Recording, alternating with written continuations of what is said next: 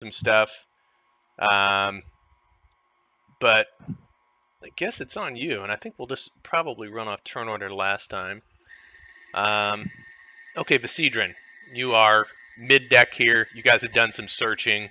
What are your actions? What would you do while you're on the boat here?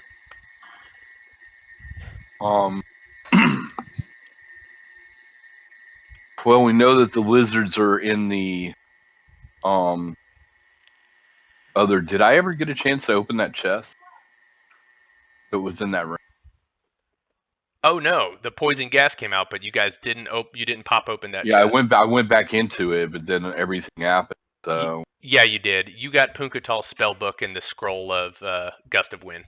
oh, that's right. I kept the spell. That's right. I stashed the spell book. Yep. And then offered up the scroll. Okay, cool.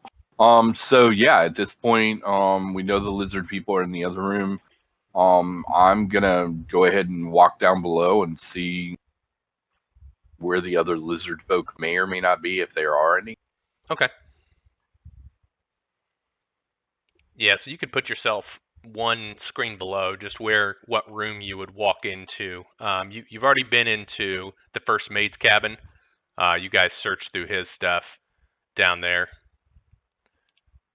Found 500 silver pieces, but you didn't search that room real well. And there's another staircase, which is directly here, that you guys didn't take down yet either. Would you use that staircase, or would you go down by the way you've already been? Yeah, I'd probably go down the one I have it. Okay. I mean, I'm going to assume it's going to lead into the same place, but... It is. So, to your left, viewing the screen, there's a door that's closed. And in front of you, over to, if you're facing forward there, it's to your right, there's a door that you're right by. To your left, there's a door in the back of this room.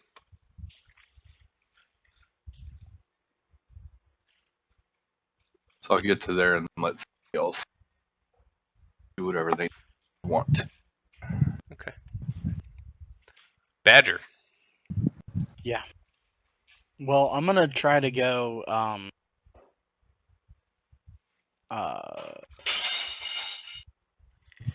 guess I'm gonna try to go down and talk to the lizard, the other additional lizard folk.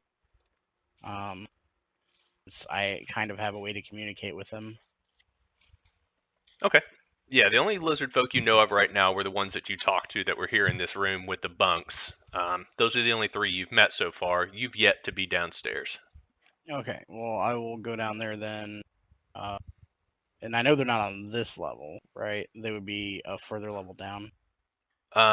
You haven't really been in here yet. The only person who's been in here is the Cedron. So when you come down, you can come into this room, but you guys haven't opened any of these doors yet. This door's closed, and the door below the Cedron's closed too. But go ahead and give me, just give me a perception. Okay.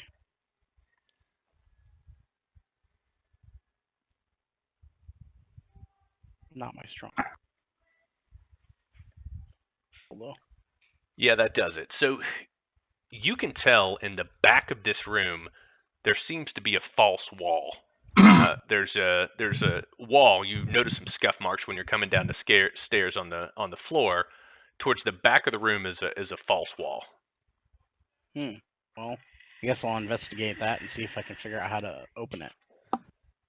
Okay, give me investigation. Yeah, you don't. It's not real particularly complicated.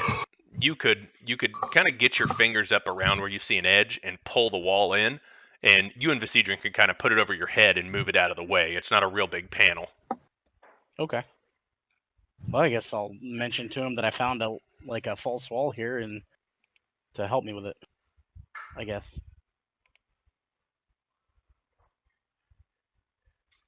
Okay.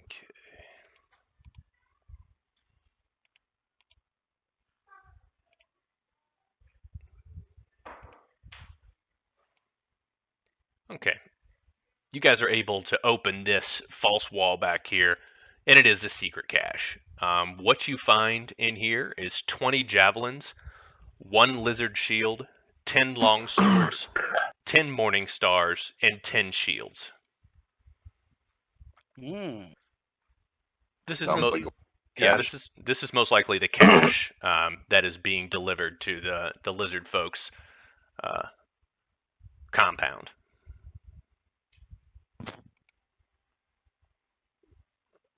All right, Malinor. I'm just trying to direct this boat somewhat to where we can start heading back to Saltmarsh.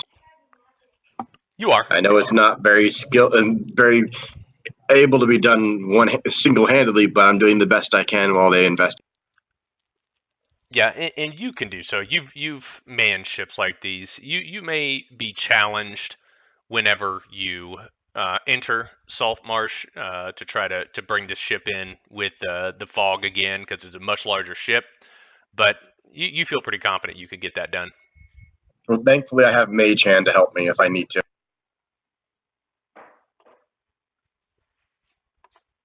All right, Goldtooth, were you able to hop back on?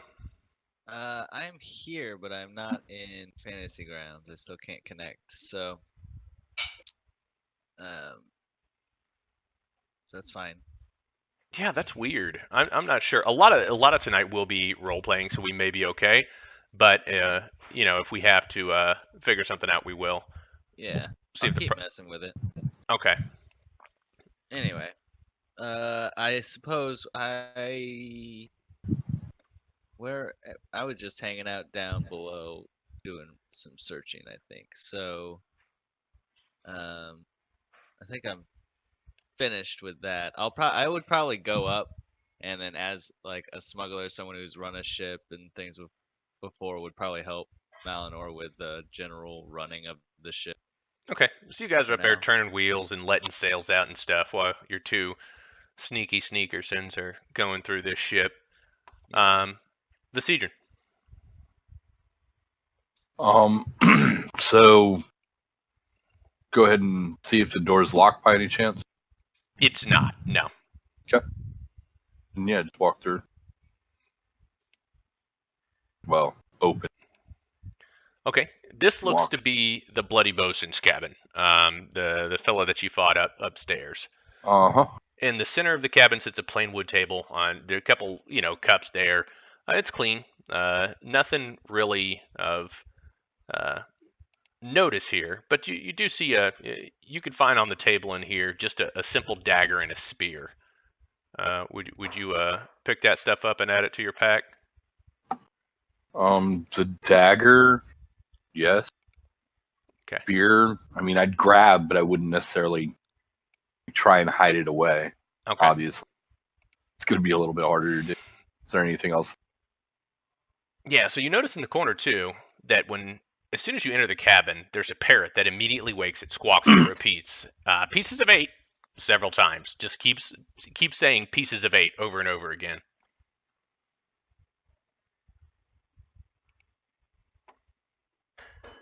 Do I know, being a smuggler, what that would be a reference to? You can give me history. Add your proficiency to that too.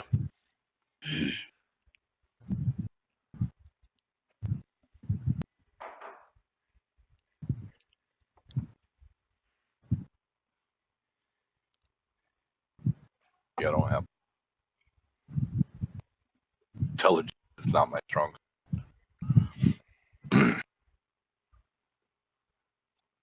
So it's a reference to a coin, to a certain coinage from actually. It's the desert region, very, very far to the south, along the Sea of Swords. That's all you really know, though. No, that's fine. I keep looking around, continuing to see if there's anything else in the room. Give at one me point or another. Yeah, give me Go a ahead. perception.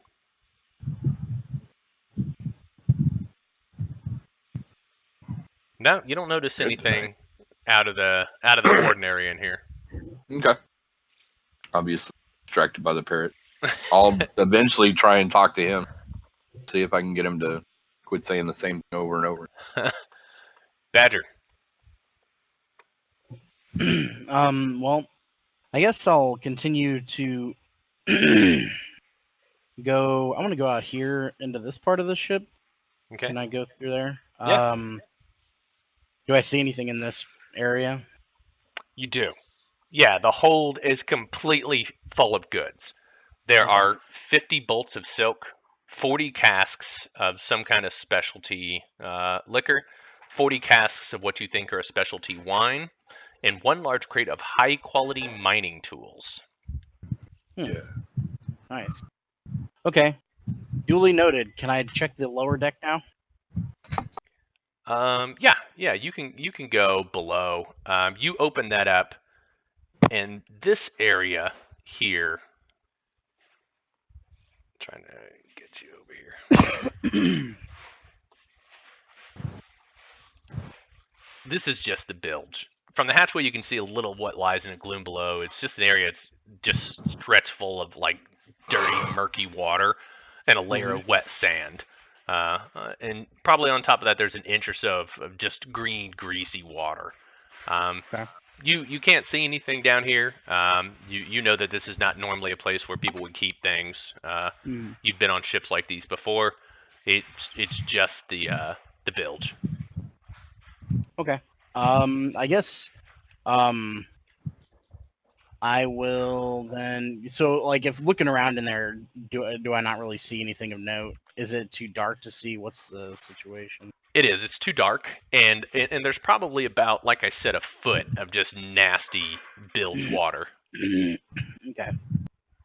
Well, yeah, I guess I'll ignore that then, and I guess I would kind of head over to this part of this middle deck of the ship. Okay. And see what's there's a door over here, I think, right? There is. I'll let you get to that next. The Cedron. So in an attempt to try and get the parrot to be quiet, just gonna try and talk to him. Okay, give me an animal handling.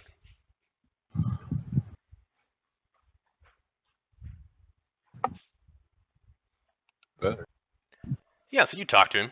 He chills out, and he kind of moves like he wants to jump on your shoulder. Okay. I let him. Yeah, so he hops on your shoulder and looks to be pretty satisfied for the moment. Cool. Do you want to look around in here anymore, or out on this in the main hold here? Yeah, I just want to do one more scan of this room real quick. Give me Now that I've got him investigation. chilled out.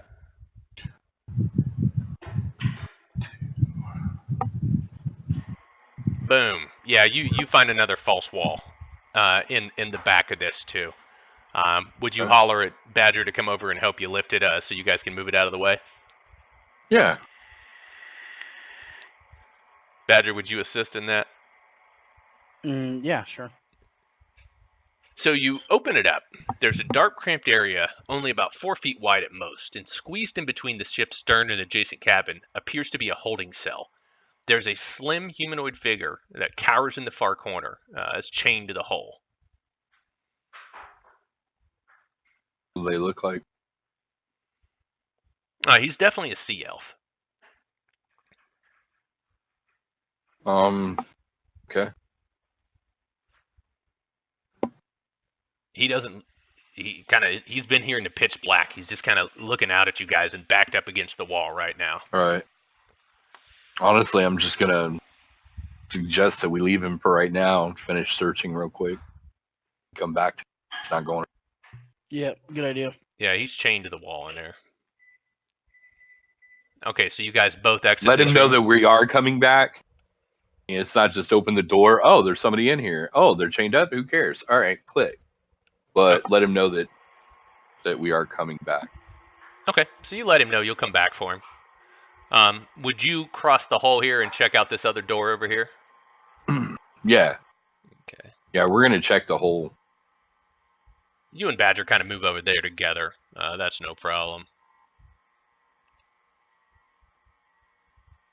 So this room has various unpleasant odors of humanoid occupation. So these crew quarters fill the entire forward part of the deck.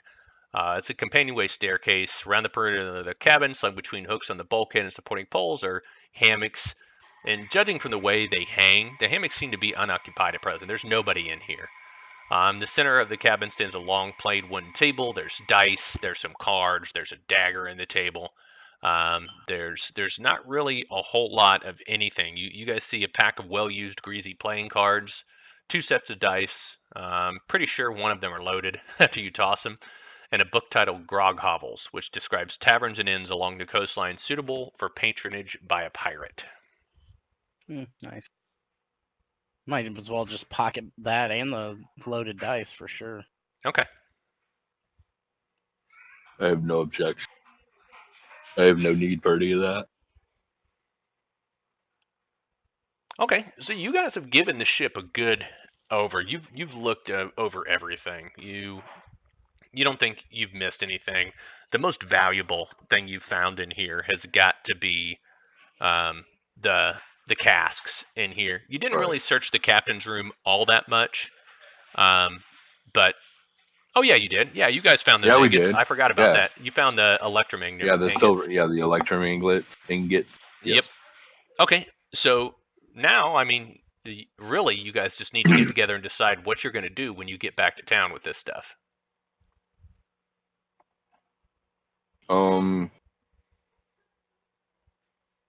First thing I would suggest once we get back up top is talk to the lizard folk, and see where their final destination was supposed to.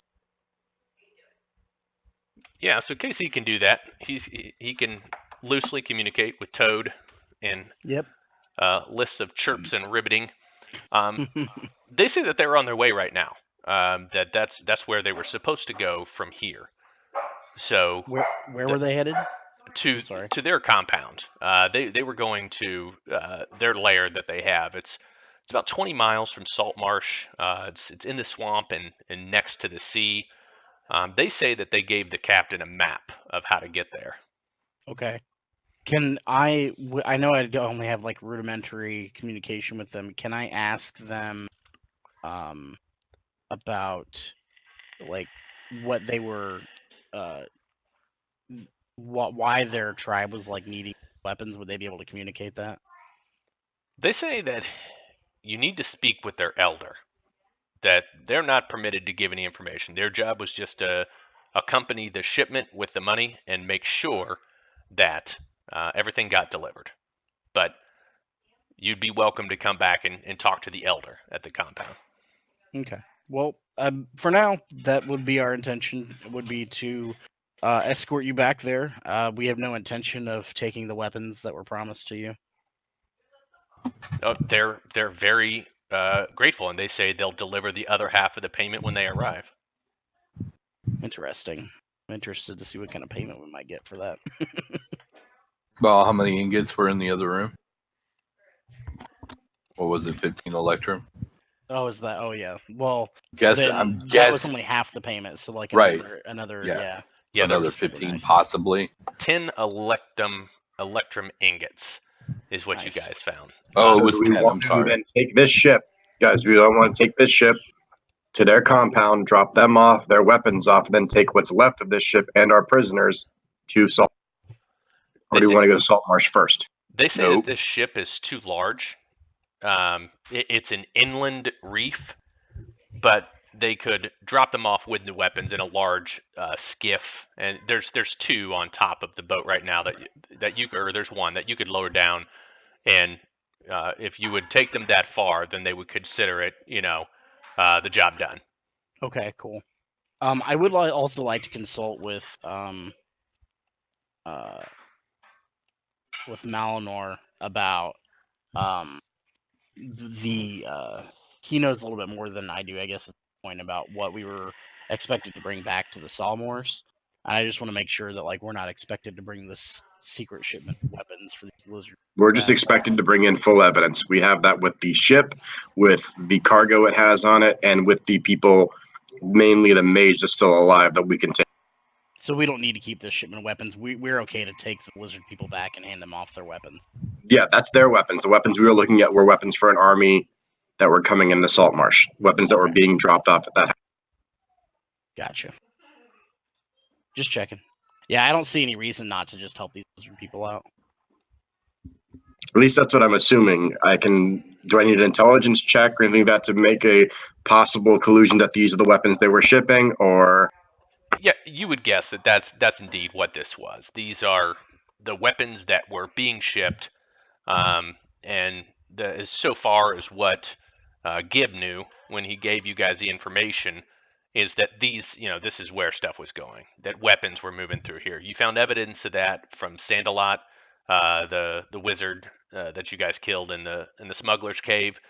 Now you found hard evidence of correspondence between the captain and Kelidek, and these guys are clearly, at least some of them's in Tarim. So you have pretty damning evidence here with the ship's log, too. Without having Yeah. Without having to keep all the weaponry. That's right. Yeah. Okay. And you Malinor, you would guess that the Salmors aren't really interested in 30 or 40 or 50 weapons, of this Yeah, caliber. exactly. It's a small amount compared to what we have that the Salmors are going to like possibly is the other stuff that's on. Yeah. That's right. I wouldn't mind getting the other half of this payment from the lizard people. So.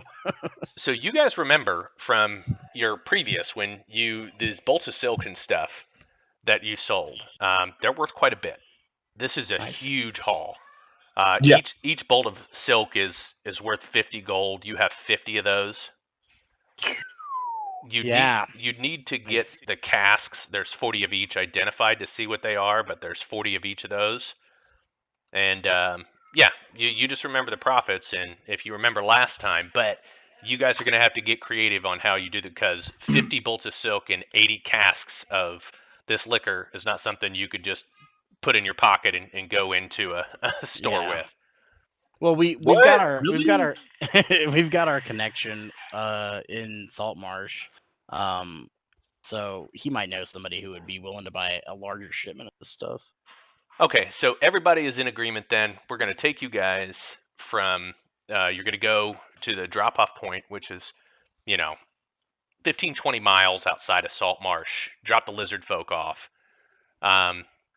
And are you going to mark the location on your map? Is this a place that you guys want to go back and talk to these people? You have been invited to talk to the elder. Well, I'd like to, that's right. We're not going to actually be going all the way in. Right. Well, we could. Yeah, I'm about to say we just ride the skip. If one or two of us wants to stay with the ship, one of us have to think about the fact that we have stuff we need to handle. Like, we need to get this stuff back for one, then we also have Physician, aren't you on a time schedule to bring us to go talk to your boss as well after we drop off what we're handling now? So whenever it happens, it happens. And in the morning, Uthrock will be healed too. So I would say that you guys would be able to make it. This kind of journey, you could make it there, tonight and be back very early in the small hours of the morning.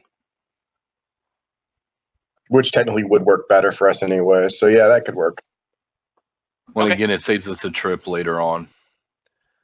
Well, you take the lizard folk. They mark on a map. They actually tell you not to come by sea.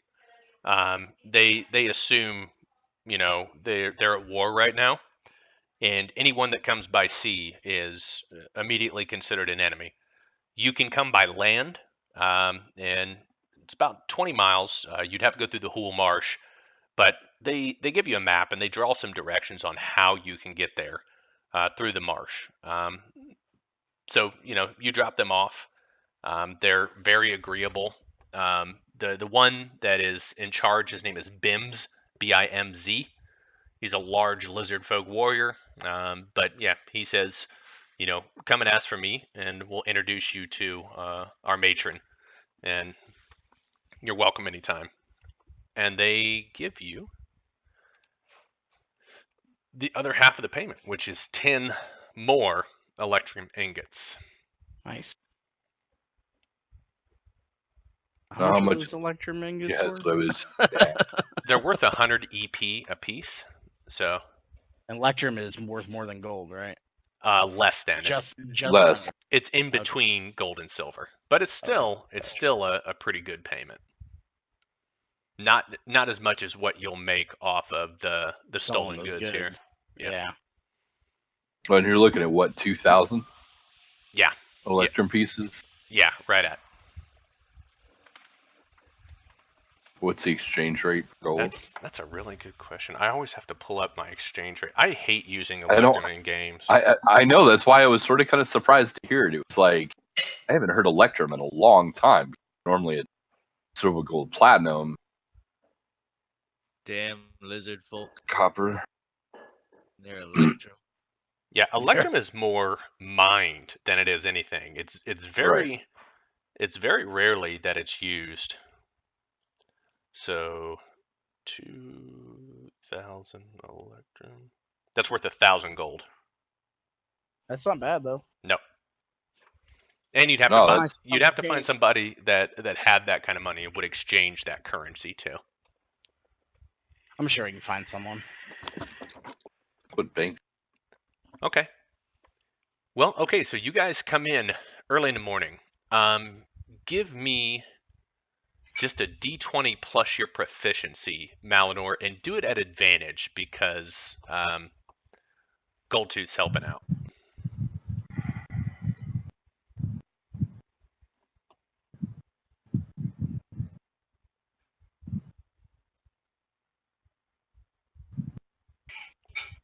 Yeah, you're able to navigate the backwaters pretty easily, Salt Marsh. You're actually, with skill, able to pull into the coast, come around the back channels, and pull into the secret grotto of the Salmore house. So as you arrive, it's a pretty standard issue. You ask for Scarin when you get there. Scarin comes down and asks, you brought a ship? Yeah, we have. You could definitely say that. He says, if I'm not mistaken, this is Captain Snake Eyes' vessel, isn't it? No, it's our vessel now. Was Captain Snake Eyes' vessel. Very well.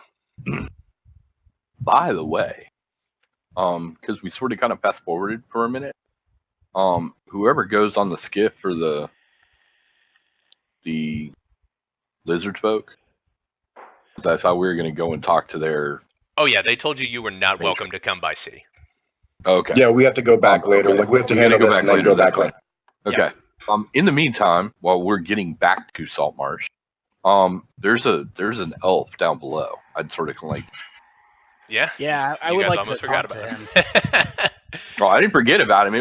I was thinking when I was discussing earlier about somebody staying with the boat, Yeah. I was gonna volunteer and be Well, like, I "All was- right, And I'll for a take care of second this there, while yeah, we're- I thought maybe I would end up going with the lizard people since I was one Right. to communicate. But if we're gonna go back there later by land, that's a different Right. story. But yeah, we should figure out what's going on with that sea elf guy. Yeah, so the prisoner says that he comes from a local colony of sea elves.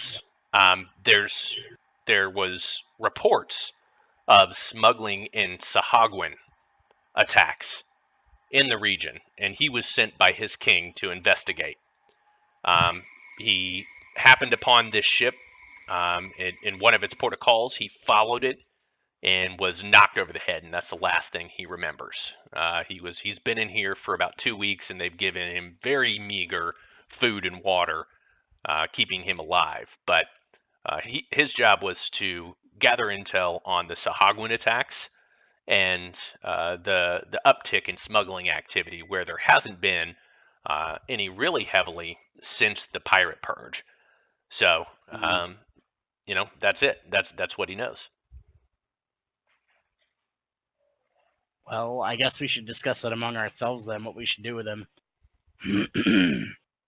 He asks if you're going, or are you going to investigate these issues further? Is that why you were sent?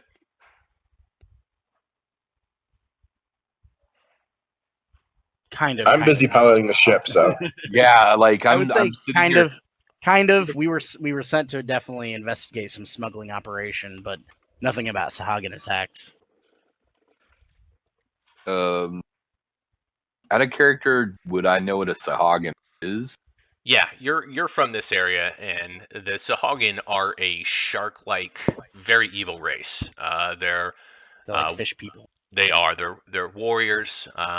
but it's rare to find them this close to civilization. They normally are in the far out deserted coasts because they'll kill anything that comes into their territories.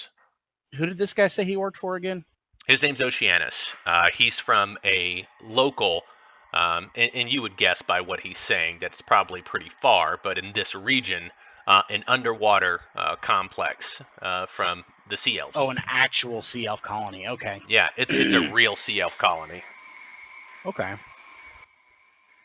I'm sorry. Go When ahead. you said fish people, all I could imagine was Murloc. That's basically what they are, but That- a little more. that a little more. A little bit more advanced. They're not just yeah. gonna gurgle at you. No, They're I a get little bit. Yeah, they're a little bit more intimidating than a Murloc would be. They're it. they're definitely sentient, Right. and they are pack killers. So. Okay. Yeah, and this would be important news too. This would be something you'd want to share with Scarron, Wave Chaser. That's part of the intel that you'd want to give him. So what else? What other info would you give him, Malinor?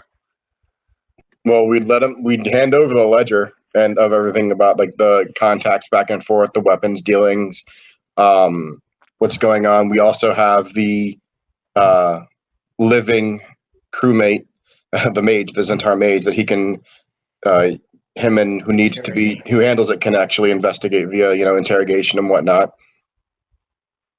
Like, I'm not going to hold information back Do you guys from him. I have no reason. Do you take Oceanus with you? Because I mean, he seems like a really friendly guy. He's very grateful that you guys helped. You keep breaking up real bad. Sorry. Yeah, we can't hear you. You're breaking out. Oh, sorry. Let me adjust my sensitivity.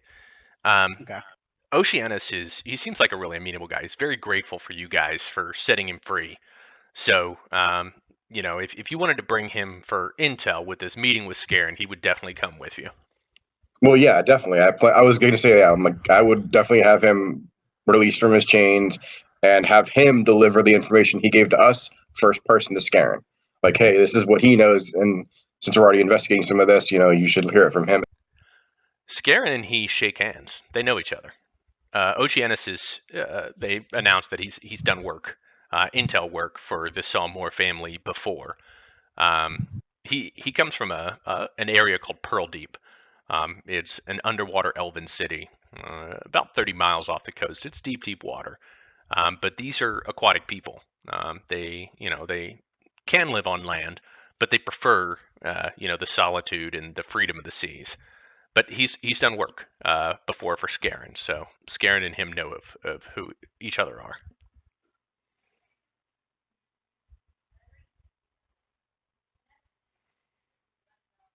I will also ask him, since I asked the same thing I asked him last time when we dealt with smaller amount of goods. We have a large amount of goods on this ship. Would the Salmore estate be wanting to assist in possibly the redistribution of these goods, and us just taking, and dividing a cut between the two instead of having to take them all the way to our one known fence? Says he's not really interested. Things are so hot right now with suspicion in the town that you'd be better off using your own sources for any fencing you're going to do. Okay. Yeah, so next question is you guys have that. Scarron says that he's going to bring this information to Lord Anders. And most likely, with the rumors of Sahagwin army, a very well-armed lizard folk army, that the town council's going to want to meet. So he says that'll probably be tomorrow afternoon. So he says, I'll be expecting you guys there at the town council meeting, and we'll find out, what we need to do next. He says, keep it close to chest, the information that you have right now on Keladec. This is very damning evidence here. If I can corroborate what this says, and I have my own sources, then this will be a very powerful play for the Salmore House.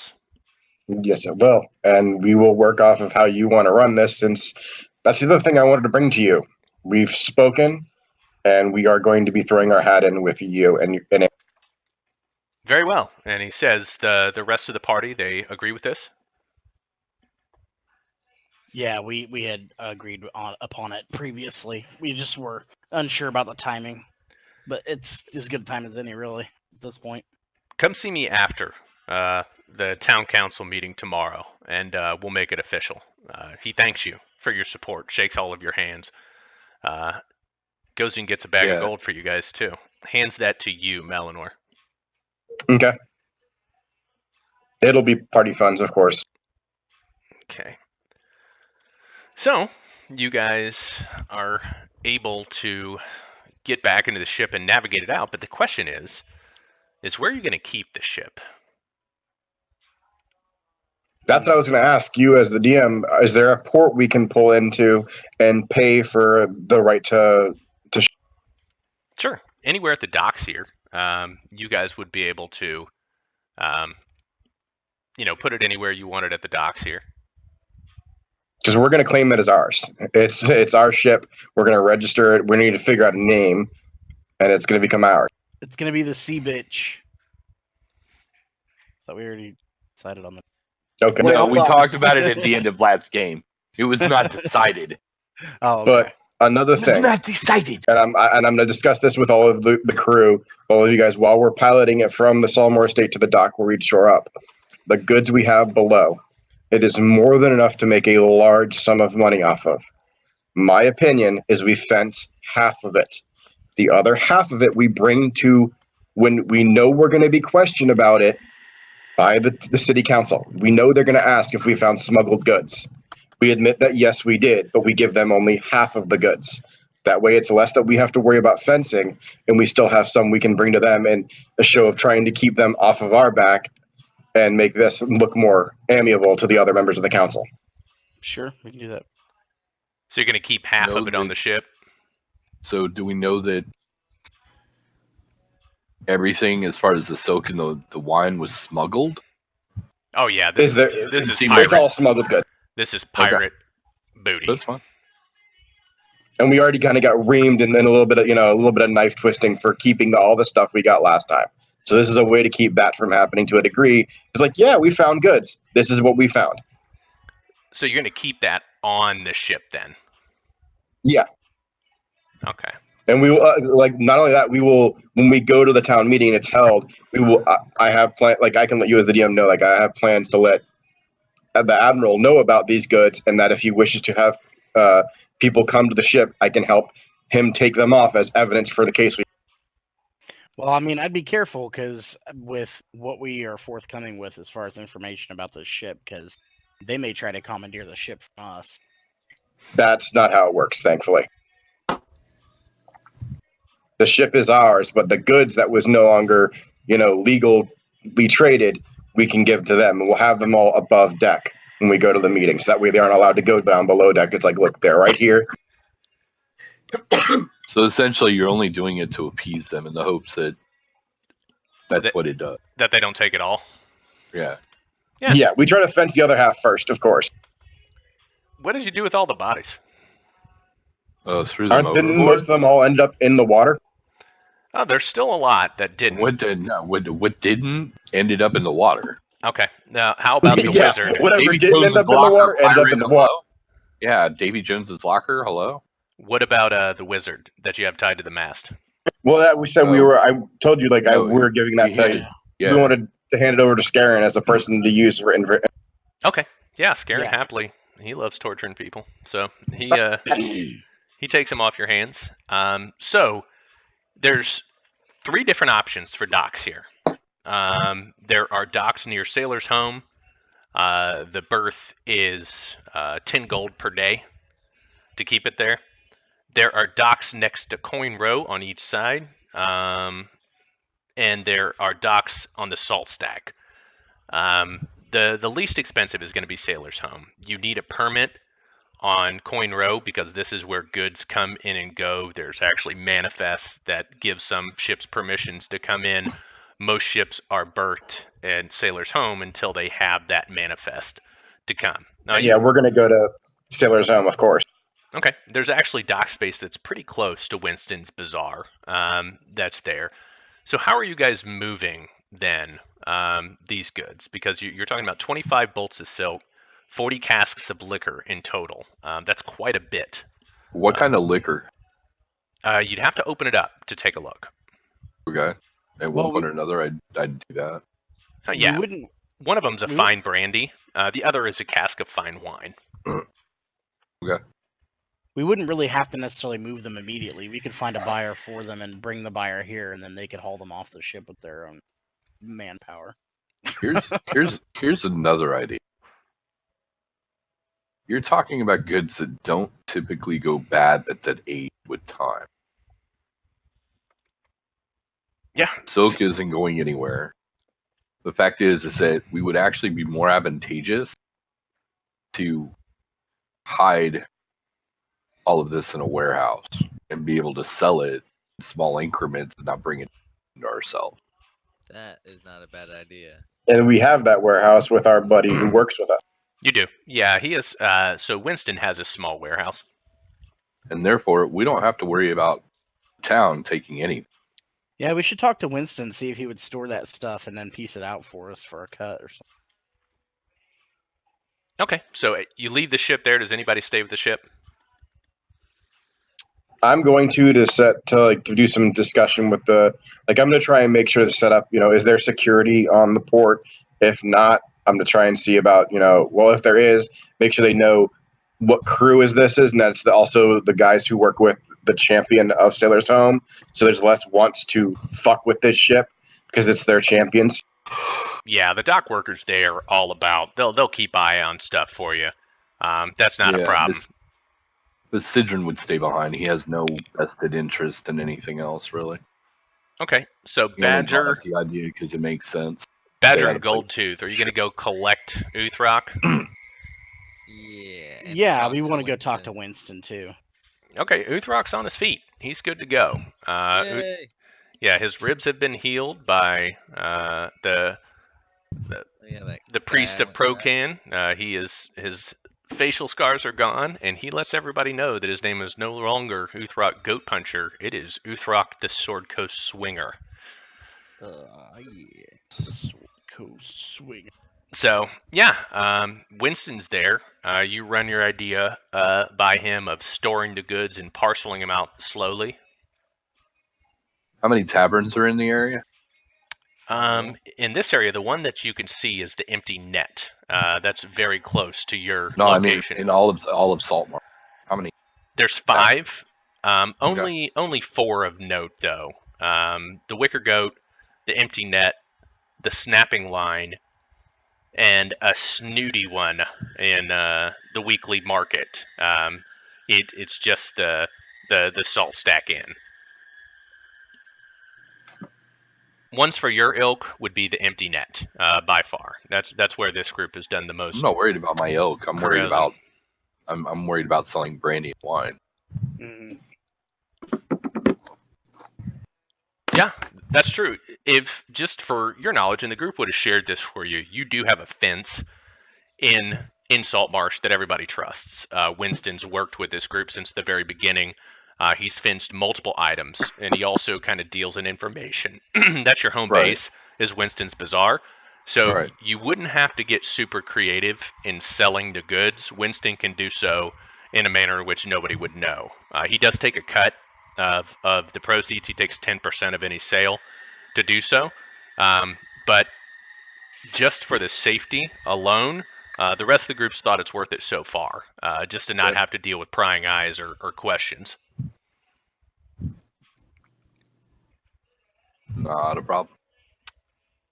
All right, so And Gold. we'll just have Uthrock carry all the goods to the warehouse. He's got the back. Yeah.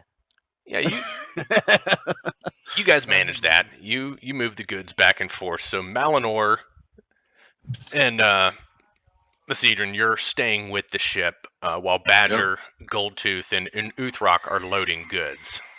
Correct. Here's the other question, just so that we're clear. We are taking all of it and storing, correct? Yeah, we're storing all of it in the warehouse for sure. Okay. Well, no, we're storing all of it that we plan to sell, which is half of the totals. Well, And we then might the other half we're leaving on the ship to, claim that is, let them know that we have them as, smuggled goods that we wish to, report since they cared about them. Well, here's the thing. I wouldn't offer up the information to start, and if we have the goods, I don't think they're going to care where the goods are if they want. I don't them. want them coming to that warehouse. That's why. Yeah. Winston definitely doesn't want them coming to that warehouse. I mean, we could do that then and just do half. But that's the thing is, if they don't ask about it, we don't say shit. But if they do ask, we have some to give them to keep them happy, and we still make a large. So I would suggest giving them a quarter, not half. Yes, Okay. I that vote works. on the quarter as well. Okay. Yeah. Well, I will be right back. you guys do that. Winston says he can move it all for you, though. No problem. There's no need to parcel it out. That's what you pay him for. He wouldn't let it all go in one shipment here in town. Actually, most of his goods he moves to Waterdeep. He's got an associate in Waterdeep, a connect there. So he can hire a couple-day trip to get the goods to Waterdeep, and he would take his standard 10%. Sweet. Okay. So just to be clear, you guys wanted to keep about a quarter of everything. So No, we On the want to ship. keep 3/4. Well, no, a Yeah, quarter on of the it is ship. being kept for. Yeah, a quarter of for- it yeah. is being kept on the ship. Yeah. let's say you take 35 of the bolts of silk and 60 of the casks and sell those. Are you guys good with that? Yep. Yeah. All right, so let's do some math here. Let's do some Winston math. The casks are worth 10 gold apiece. So you net 600 from that. Plus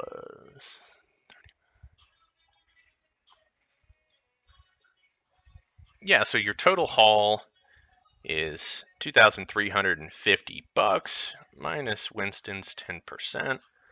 Yeah, it's another 2,115 gold pieces into your pony. How many of us Nice. are there in the party? But we've been keeping a party gold right now, unless people are really interested in splitting everything specifically. Well, I'm only interested in it because I'm not officially part of your party. Yeah, I guess that's something for you guys to vote on too, isn't it? Yes. Well, that was going to be the next thing we brought up was, hey, since you worked so well with us, do you want to keep working? Yes. Would you like a job? You're pretty good at killing. I already have one. Once that's accomplished, depending on what Mama wants, then perhaps. For the time being, I'm already under contract to work with somebody else. Okay, that brings you guys' gold total up to 22,641 gold pieces. Very nice. Garen gave you 1,000 gold for bringing him the information. Okay. Man, we're getting pretty wealthy, Well- guys. Then my character is very honest, so I'm going to be like, okay, well, if you want to figure that out, then from this deed, there is our crew. There was that engaged in handling this whole shipment and getting and securing this ship, which we are happy that you helped with. There was myself, my captain, you, and our rogue friend. That's 4 of us. We made 2,100 gold out of this. So, are Well, you be good careful. at 500? Negotiation tactics here. He said 500. Yeah, Yeah, you get a 4. Yeah, 500 would be a fourth. Actually, 545 would be a fourth. And we could put that, yeah. So, the Cedron, would you be happy with that as payment, a fourth of the loot?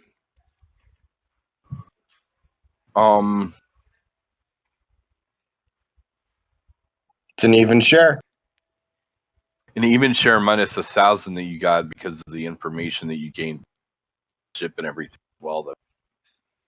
Yeah, but to be fair, that payment was for a series of events that had happened before. They've worked with them, worked through a couple of scenarios, and this was the culmination of this info and info they gathered from the smugglers and actually uncovering the smugglers. That was the payment for all of that. I mean, if you want more gold, if you choose to work with us, there'll be plenty more to be had. Oh, and it's not a case of not wanting to work with you. It's more the idea that presently I'm working with somebody else. But how much are they really paying you? That is a good question. It is a good question, but not one I feel like answering. Thank you. Well, here it's very simple. You seem like you're a fellow man of the sea to a degree, which means you'll be coming to Saltmarsh no matter what. Which means you have a connection to us, and through us, you have a connection to the Salmors, who are most likely going to be taking control of this city. Through us, as well, with that connection to us, you have access to a great fence via the man you just met, Winston, who is very trustworthy.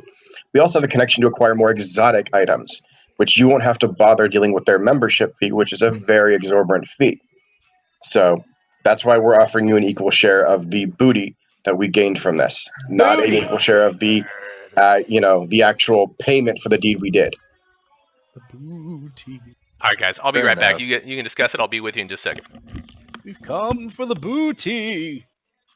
Fair enough. Booty. Make it 550 gold. 500. Yeah, I believe that would be it. Close. Yeah, I'm sure when he comes back, he'll set up to where he adds to your character the 550 and removes it from the. Yeah. Yep, that's fine. I still cannot connect. I fixed my Ethernet problem though, Well, that's good. so I'm not entirely sure. It might be Windows updates or something that I need to do. Yeah, that might be happening. You Possible. might actually have a port blocked or something on access. Yeah. Oh, by the way, I don't know if everyone was in chat when I mentioned it earlier, so I'll mention it again now, since I know a lot of us have been having issues with how big the map images are. And you know how you always have to like move it around to find that bottom right corner. Yeah. If you just hold Control and click on the map and move your mouse, you can resize it just by that, not having to click on that bottom right. Cool. Just hold control when you're doing it. Yeah, if you just hold Control and left click, and you'll literally resize the window that way. You can do it with any window in Fantasy Grounds. Nice. I've been watching like some tricks and stuff for Fantasy Grounds to learn some more ways to, optimize my use. Yeah. Because my local games suck here where I live, so I'm basically only gaming on Fantasy Grounds. Fantasy Grounds.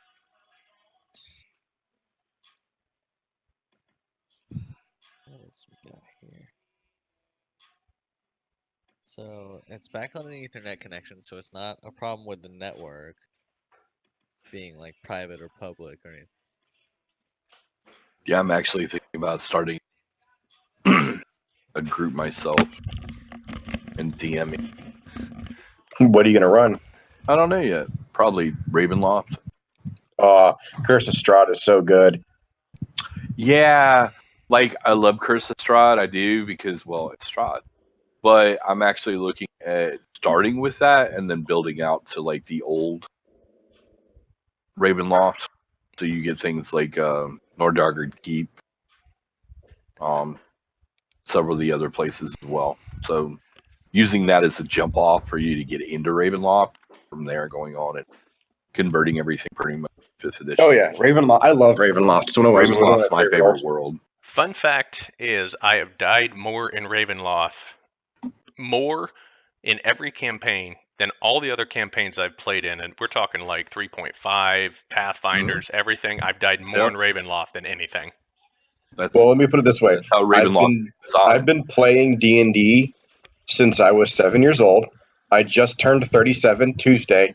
I've died more in Ravenloft than anything Happy else. birthday. Yeah, happy birthday, bud. All right, did you Thank decide what to do with the gold?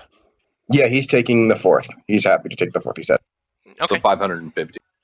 So in the future, too, this crew has worked kind of an equal share. Somebody needs something, they all work together. You guys are more than welcome to parcel stuff out, add it, to your own. But, we've kind of done equal share. So you guys now, it has been 2 days, and none of you have slept at all. Yeah, that's the thing. My ass is going to go sleep. Okay, so that's how you would spend your day. In the morning that you guys are going to have a council meeting to get to, but you're just kind of lay low, Malinor, and get some well-deserved rest. Yeah. Where are they resting? They have a room here at the bazaar, Winston's Bazaar. They have kind of their own private secret room. Their relationship with Winston is that he buys and sells information. He's also a fence. Right. So it's worked really well at the party so far. They have a pretty close relationship with him. He's a halfling. Fun. Luckily, I only have to rest for 4 hours for it to be able to rest. Yeah, so you guys could all give yourselves the benefit. Actually, I'll do that for you. I'll give you the benefit of a long rest.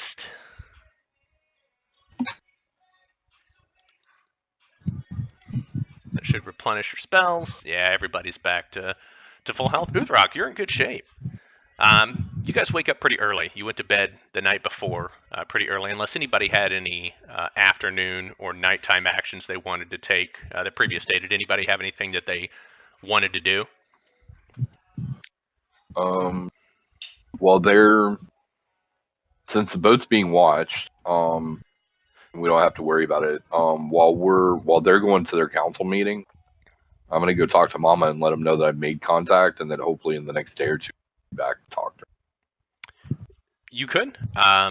So Bog Bottom is at least a week's journey from here. It's upriver and then through the swamp. It's very treacherous to get there, so it's not a place that you could go just overnight. Oh, okay.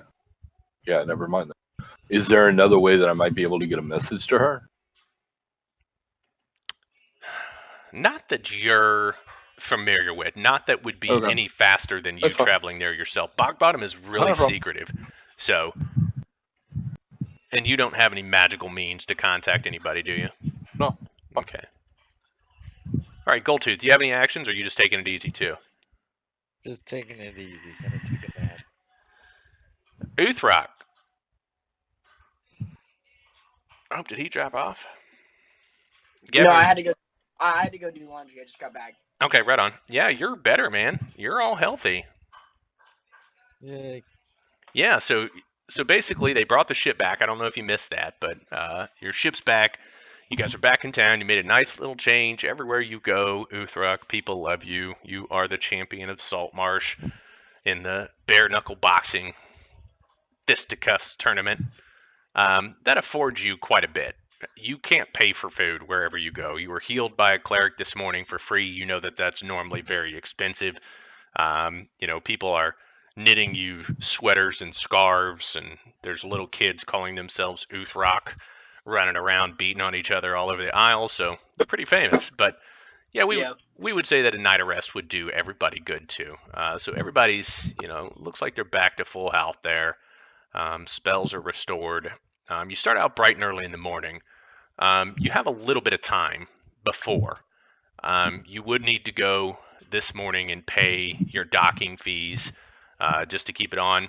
You can pay those for a day at a time. They don't allow ships to stay at Sailor's Home for more than a week because there's so much cargo that comes in and out. So, probably by the time the sun's up all the way, there's going to be a council meeting surrounding your investigations. Okay. So would you guys go and pay your docking fee for the day and then head to the council? Yeah. Oh, yeah. Yep. All right, yeah. So when you arrive at the docks, there are 30 guards posted up and down the dock next to your ship with Tom and Will. They've been stationed in front of this boat. I'll go up to greet him. Hey, hello, Malin. Did we find out what happened? This is out of game. Did we find out what happened to Alicon? No, you haven't. Winston has some information. He said it would be by today that he'd have an answer for you. So, hey, Tom, how you guys doing? Oh, we're good, Malinor. We had some news this morning. A vessel of a very well-known pirate is being reconnoitered by Admiral Firebrand this morning. Oh, it's no longer the vessel of a pirate. It's our vessel. He should know that by now. Oh, this is yours. We handled the pirate problem that was holding it to get the evidence the council asked for. Says Admiral Firebrand will be glad to hear this news. You've And the goods on board, by the way, we found with it, and I wanted to make sure they stayed on board so that he could know that we wanted to turn them over to you and your. Well, we're currently awaiting orders on what to do with the ship now. You'll need to speak with Admiral Firebrand. He'll most likely be at the council meeting this morning. Yeah, we're getting ready to head there. We wanted to pay our docking fees for this ship, actually, right now. No need while it's here. We'll make sure everything's safe. But again, we were ordered this morning to search the ship and reconnoiter any goods and repurpose the ship for the fleet. I understand. I'm hoping that can be changed, but I know how things happen. On a quieter note, and he's going to lean in and just kind of whisper to them, I've gotten more news of the questions I asked you earlier. Since he was a friend, I'm sorry to report to you, he's not with us anymore. A tear streams down Tom's face, and Will is very visibly shaken too. He handles himself like a man, though. He stands up and We don't know how, but if I find out, I'll let you know. But I wanted you to make sure you. he kind of looks around at the rest of the group and leans into you and says, we'll slow down the reconnoitering, but you're going to have an answer fast because the Admiral had planned to repurpose this ship today and sail it into Orland to refit for the fleet. I just find it interesting that he immediately repurposed it when we registered it under my name. So it was known that it was my ship. Aye, but this is also a known pirate and smuggler's vessel.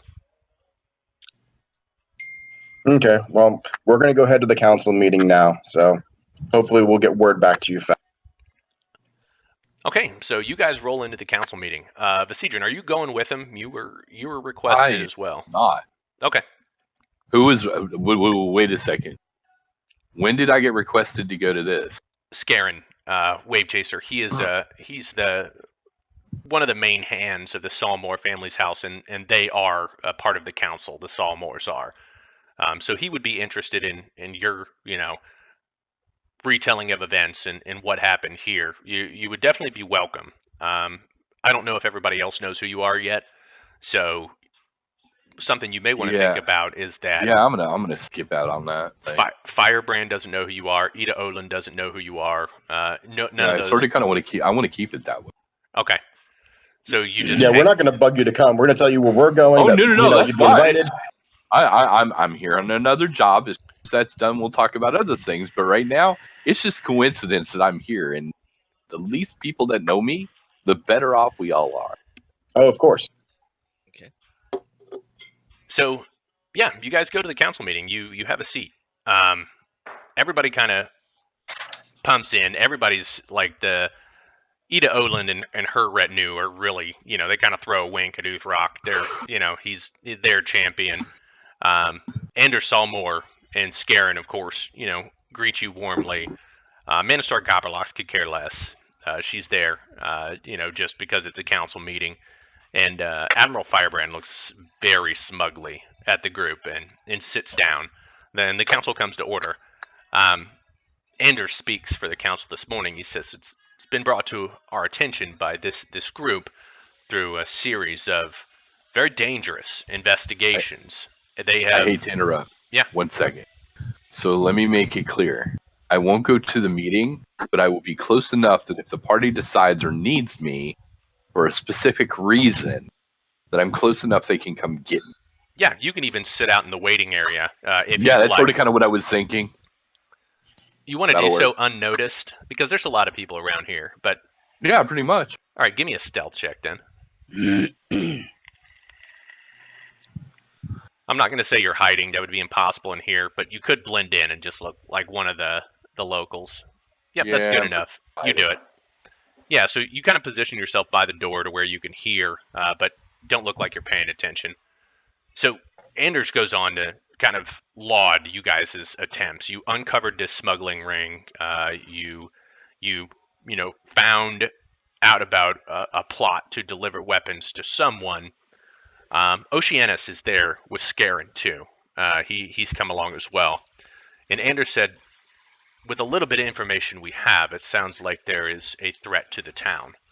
Oceanus tells us that there have been Sahagwin sightings and attacks along this area of the Sword Coast. The lizard people are preparing for a war against whom we don't know, but the evidence would seem to point that they were buying weapons, illicitly, mind you, but buying weapons in order to fight some battle.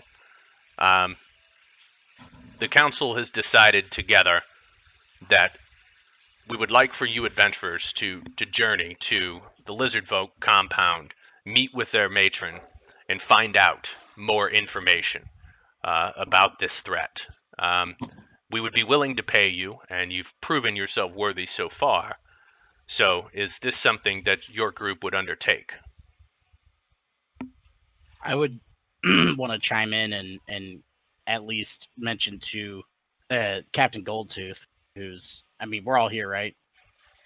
Yeah. Yeah. I'd want to mention to Captain Goldtooth and Melanor before we make any kind of actual proclamation on this that we need to figure out what's happening with this ship and see if we can work it out as part of our payment.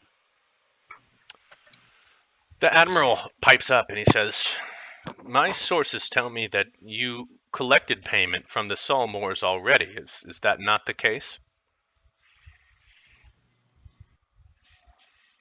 Payment for what? For your hard work in uncovering and foiling this scallywag's plans.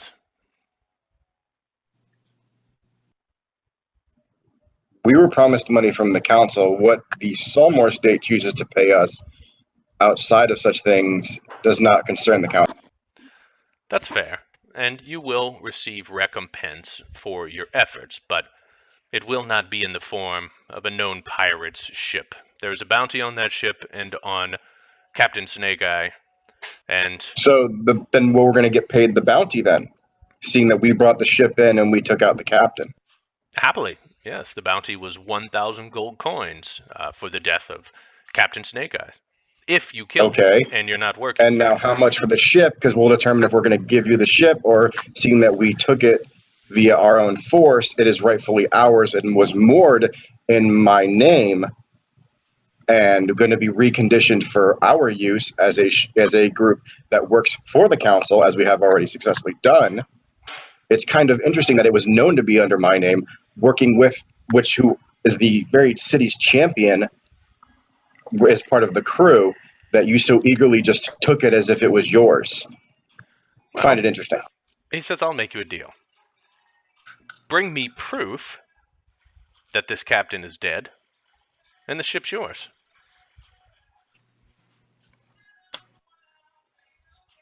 Where's his body? His head? What proof do you have that you've killed him? How else do you think I would have his ship? Do you think he just gave it to us happily? Gave to us the ship and the goods that were on it without even, a second guess? He says, well, I pay for results, not speculations. I knew I should have got me an ear. Dang it. You pay for results, not speculation, yet you commandeer things that aren't yours just for the hell of it. Whatever. Yeah, very smugly looks at you from across the table. This is his got you moment. I'm going to laugh. I'm just like, wow, you got a ship that you already have plenty of, and we've been doing without one. And he says, what of the smuggled goods on the ship? We found very little, to tell you the truth. That's because we got the ship when it had what it had, because they apparently were finishing their run, apparently. And what is it they were running? The weaponry, as the ledgers said. Where is said weaponry? They had already delivered it. Roll deception. From what we know, the weaponry was delivered to the lizard men. That's all we... Out of character, would somebody else on the council be aware of any kind of laws when it comes to the idea of commandeering a ship that is not within a certain area? therefore makes it whoever commandeers it. Oh yeah, Unfortunately, trust the me, laws they are not have those great. laws. The problem is he's the admiral of the area and literally just went, "It's in my dock. It's mine now." No, I understand that, but like anything else, typically there's a lord or somebody, whether you're working for them or not, that might be willing to object if you bring that up Well, out of yeah, character to say, hey, by the way, is there something like this that does exist? That's kind So of that what we get Malinor somebody on did. our I'm side. hoping Anders would just pipe up, but if he didn't, he's not going to force it. yeah. 'Cause, Wouldn't what's his face? Dang it. Who's here on the council from the traditionalists? Ida Oland is here from the Traditionalists, and so is Galen Wouldn't Primewater. Wouldn't Galen Primewater, I mean, and Ida Olin, both of them, they already have like a liking for us. I mean, I'm hoping that like we could plead to them and like, can we do something about this? He's just trying to take our ship that should be by rights ours. You could. Most likely in the council meeting, they wouldn't speak out. Everything is yeah, so that's what you political can right handle now. it later. Yeah, That's kind of what Mal's doing. He's going to be like, okay, I'll talk to them because it's going to be a whole idea of, so just so you know, it's quite obvious he's going to be taking your ships. Yeah, they'll be taking their ship soon. So the council, has also asked, and this is Anders asking. He asks if you will investigate this matter by traveling to this. Oh, this definitely. and Sure. and Badger, they believed your lie that there were no weapons and that they had. Although Firebrand looks very suspicious. He doesn't have anything to nail Well, you Mal on right said now. it very bluntly. To our knowledge, the weapons have been delivered to the lizard folk, which he's not. Nope, he's not. He's not lying. I did lie. Yeah. Okay, so the group. Do you agree then? Does the group agree that they'll travel for payment to this lizard folk? They'll secure your payment too for the work you've done so far. The city has tasked you with this and the uncovering of the smuggling ring and then the pirate plot. So that will be worth the payment. But do you accept then the charge to go and find out what the lizard folk are up to? Yes. Yeah, I don't see why not. Okay. Now, are any of you, as the group splits up too? The council says we're agreed. They give it 2 weeks to journey there, find out what you can, do some investigating, and bring some news back. So there's a time frame for this of 2 weeks. But do any of you stop either Ida Oland or the Salmors to discuss the matters of the ship? Absolutely. I'm going to go speak to Scarin. I'll speak to Ida Olin myself. Okay. And I'm assuming Uthrok's going to be with. Yeah, I would try to bring Uthrok along just as like a prop. Is that what I am to you guys now? Basically, a very strong prop. I was gonna say you're a kind of like- champion. You're kind of like a trophy. Yeah. You're the champion. But he's also a feared pirate. Like it's not just one. He's a known and feared pirate here in Saltmarsh. He was never caught pirating, just known associates. So he's lucky enough to not be in the brig. You guys keep pressing Firebrand, and I like it. This is gonna get real So he's Sean interesting. Lafitte. Well, so what is Ida? I would kind of go to Ida Olin and try to be like all, just very cordial and be like, hey, like I appreciate the stuff that you guys, your support and everything and the endeavors that we've been doing, but in this moment, the laws of this of the Salt Marsh, and when it comes to the the ships and commandeering of ships at sea, how is this allowed for him to take our ship? Depends who you'd ask. She says, Lord Alliance is currently occupying Saltmarsh right now and is serving, indeed, as the law. There is no higher power here in Saltmarsh as far as security and the law goes than Admiral Firebrand. It's a might equals right situation. Do I agree with it? No. It's fair and square yours. It's the Pirate's Code. You keep what you kill. Yeah. You got rid of that old scallywag Captain Snake Eye, and I've known about him and of him for years, and I'm glad that he's dead. He was an evil man. But as far as the ship goes, unless you can get the Salmors involved in somehow saving this ship, most likely he'll have it recommissioned by the end of the day and set on port for Orban. Okay. Well, I thank her for what she could give, and I'll go on my way. And Malinor can deal with the Salmors on it. Malinor, how would you approach the Salmors? I would just go up directly to Anders and scare him like, so we really gonna let him take, the ship? Is there anything we can do? Said you could steal it back, but I wouldn't show your face in Saltmarsh again. It wouldn't be And I'm safe. not gonna do that. I'm not gonna do that because I am a known associate of yours. I wouldn't want to tarnish your name. Posh. My name means nothing. I'm in direct conflict with Admiral Firebrand, but this is a game of chess, friend. I can't move all my pieces at once, especially I understand. this close to the election. And keep in mind, the Radiant Dawn will be here within 2 days. That is the investigators and the priests of Joaquin to investigate the legitimacy of the new mine. They will most likely marshal their forces directly to Admiral Firebrand's and create quite the challenge for us to win this election, if that's, what's going to happen.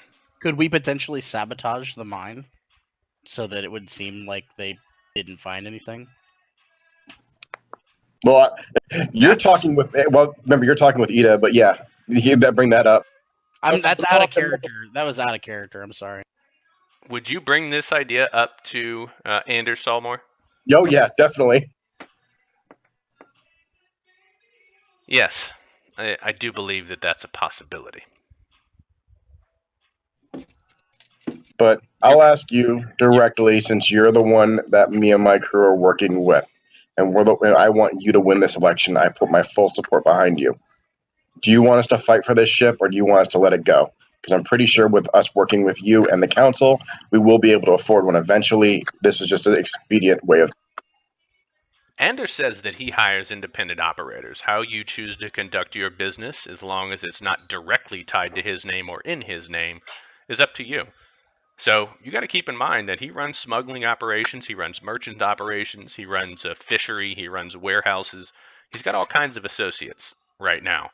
If you were to pursue the matter of the ship, then he wouldn't stand in your way. But what he's saying is, because of the political nature right now, there's not much that he can do to get involved. Yeah. However, something you may not have thought of is that it was said before the entire council that if we can prove that we killed the pirate, that the ship is ours. That's yeah, correct. and actually, I'm gonna go. Scarin, is our friend still? He's been relocated. Because say that. he could technically vouch that the captain's dead. And that would be proof. He's still in Saltmarsh. So how would you play that?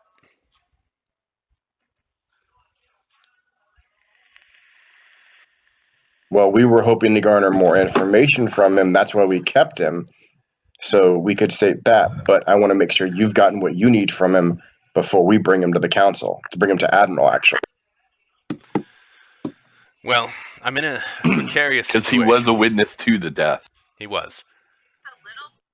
He says, I'm in a precarious situation right now because the evidence that I'm gathering was going to cripple Galen Primewater, meaning essentially that the traditionalists will have no chance. Ida Olin doesn't want the position, Galen does. Galen's associations to Keladak will make him ineligible for office, especially with the ties to the Zentarum. Yeah. So, on the other hand, it's a delicate balancing act between the Dwarves and the Lord's Alliance and myself because of the coin that's flowing into Saltmarsh and, let's be honest, the security of the soldiers that are here. Saltmarsh has never been more secure, and where there's security, coin flows. So I can't unseat Admiral Firebrand or go directly against him. But I would be willing to coach our new prisoner to testify.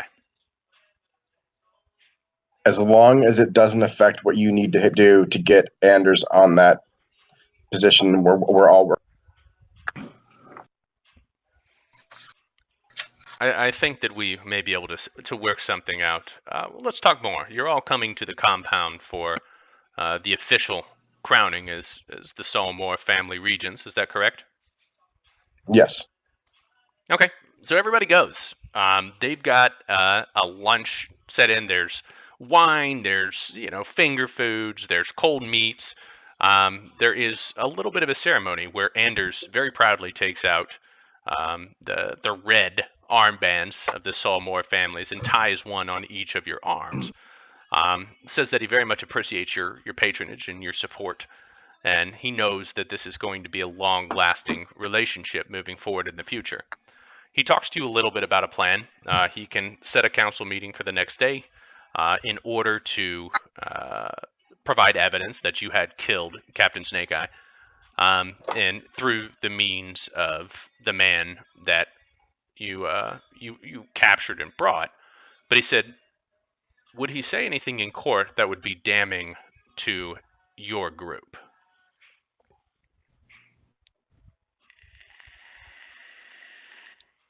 I'm not sure.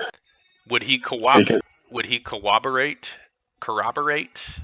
that indeed the weapons were already dropped off and sold, or is he going to say that they were still in the hold? He probably would say they're still in the hole. How would he know? No, he was on the Because ship. he knew that they hadn't traveled there yet. And would he However- attest to the small amount of plunder that they've reconnoitered That's up true. the ship? Then we might need to decide to just let that go. Because I don't want to have to suddenly turn over these goods that are already in the process of being dealt out because just to get a ship when we're already close enough monetary wise to possibly procuring our own. Captain, your opinion? I think we should probably just let it go. Let him think he's won this one. Exactly. Let him be smug, and when we wipe the smugness off his face when you're appointed an elected official. That'll Then be- we'll steal the ship back anyway Yes. and fly a giant middle finger flag. Yes. Name your first ship Solmore's or Firebrand's balls. Because we got him by him. Uh-huh. Okay, so then you guys, you have some planning to do, because you have 2 engagements right now, possibly a third. So Scarin takes you aside, Badger, outside of the voice of people, and he says, my associate Winston, not really an associate, we've done business in the past, but him and I have talked about a heist at the Dwarven headquarters. Now, the samples for the mithril will no doubt be stored in their vault beneath the headquarters, but so would a sizable amount of gold. Should that go missing or be replaced with what is clearly not mithril,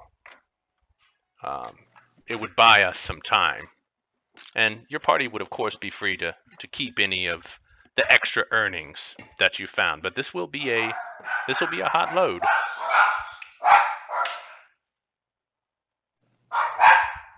Sounds like it's something we need to do. I would suggest that you leave town before or immediately following, not be around for the investigation.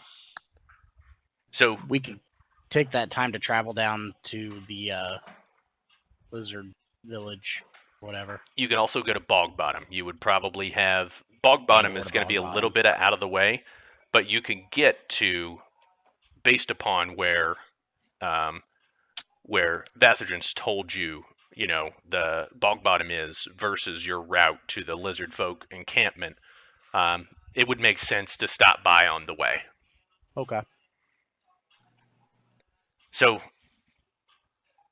Scarin says he's going to leave the planning to you and Winston, but he's going to send over a package this evening with instructions on exactly what you'd need to do. Okay. So, the group from here, Badger, would you share the plan then for a heist into the mansion? Or into the Dwarven headquarters?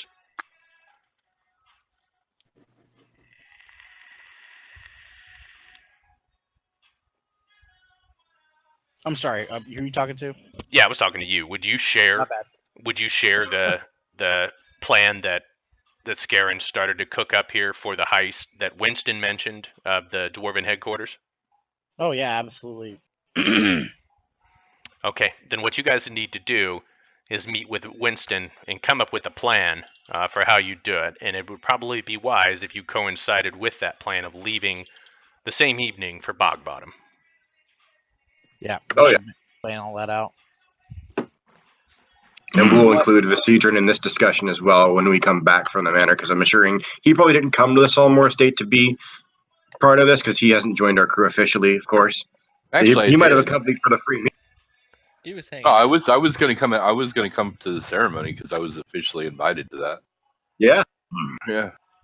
And Visidrin, would you have pledged with the Solmores? No. Or okay, you would have hung back for that. Okay. So then, what you'd have to do is come up with a plan with Winston. So you need to meet with Winston. If it's going to be quickly and done here in the next day or two, there's some things that you'll need in order to get into this the headquarters and swap out the samples. That would be a start. There's not much you can do with the day to plan how to sabotage the mine. It is literally encamped by hundreds and hundreds of dwarves with its own standing small army. Now the headquarters is of course not at the mine. The headquarters is in Newtown. But you guys would be familiar with where that was at. But the best place for you to start for a plan like that would be with Newtown. Or with Winston. I apologize. So Yeah, after the ceremony, we're yeah. probably going to head back to Winston's and start talking to him. So Winston says that it's possible. There's 3 things that they'll need. They'll need a sample of the mithril that is a fake. You'll need to replace the tally book and the log, either to steal it or to replace it. And you'll need to know the password, because it's common knowledge right now that the vault in the bottom of the guild headquarters there, the mining headquarters, is magically warded. There is a password that is uttered to enter. On a failed password, there are 3 dwarven constructs that will come to life and eliminate any life form in the basement if that password is not uttered. So you'll need the sample of the false mithril, you'll need the password, and you'll need a pretty big distraction. Winston asked what happened with the ship.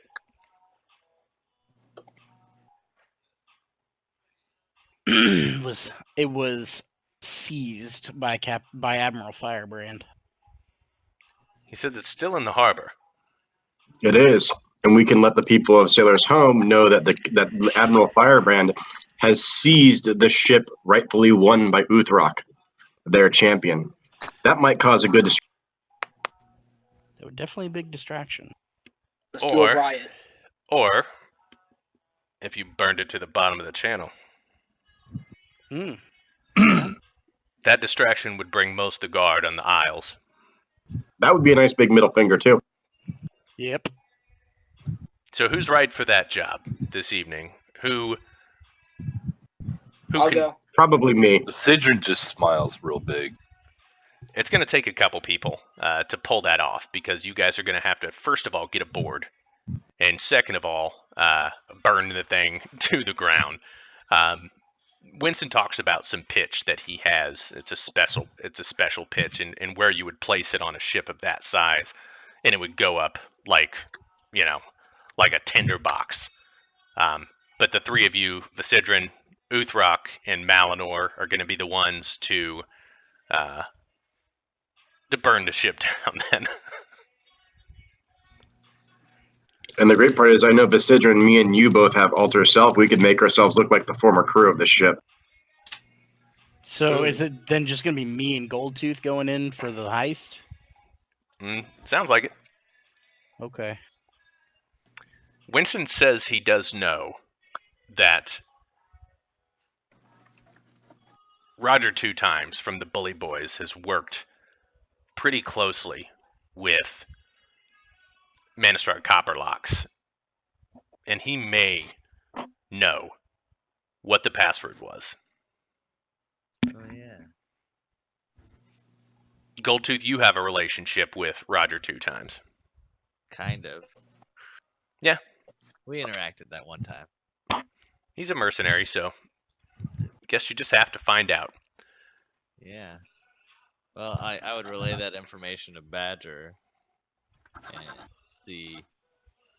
Do you want to go talk to him and see if we can't get some info out of him, or maybe hire some muscle for the job, even? We should feel it out before we give out too much information. Yes. But yes. Because we don't have to tell them what the job is. We can hire them to go do a distraction. But if we ask, the thing is how old we? At this point, we got to figure out how old we trust this guy. If we ask him what the password is, or are they going to be tipped off? Yeah. That's true. Oh, and Mal's plan, by the way, is to do the whole burning the ship down, but also do the effect of what he said about to the people of Sailor's Home. That way, to get the guards riled up that are there, handling the people that are causing a problem, as a distraction for while they set up everything to burn the ship down. Winston says that this is going to have to be... Yeah, and Winston agrees with Uthrak. He says that a riot at the docks would make for a perfect distraction. With a ship set ablaze and a riot, the people of Sailor's Home would listen to Uthrak if he went and talked to the right people and for the right time for them to throw their rotten fruit and hoot and holler. That would make for a good enough distraction on this end. So what you need then, Badger, is you're going to have to meet with or wait on the delivery. So you have some time today. Would you go to the Salmors looking for what you would need for the falsified ledger, and of course, trying to find the password with the fake mithril samples, while Goldtooth went and talked to Roger 2 Times? Yeah, that's fine. That sounds good. Okay. And then Uthrak, you would have to go and meet with Ida Oland and some scallywags. A good place for you to start would be the Empty Net to talk about what you want to do. I'm going to warn you all, be very careful about what you say to who here. That's the DM's warning, because this could all go south real quick. I don't know. Okay. All right, so let's deal with Badger. Badger, you'd go and request those items from Scarin. Would you ask him about the password? So Scarin's one of the ones giving us this job, so he clearly knows we're doing it, right? Correct. Okay, so yeah, then absolutely, I'd ask him about any information, whatever. He seemed to want to be, assisting us in this. This is going to help him in his, in the Salmors. So I would assume any information that would help would be forthcoming. He says we have a spy, a dwarven administrator at the headquarters. Okay. His name's Tom Hardley. If you go and ask for Tom and speak with him, he could handle the ledger. What fake ledger you'd need to put in place to make it believable. He hands you a box, which is just a iron-bound box, and inside are samplings of different grades of what appear to be a silvery sheened metal.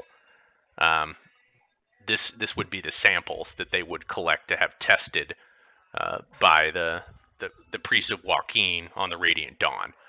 So Okay. that's important. That needs to be swapped. The log needs to be swapped. And there's probably a sizable amount of gold in the warehouse.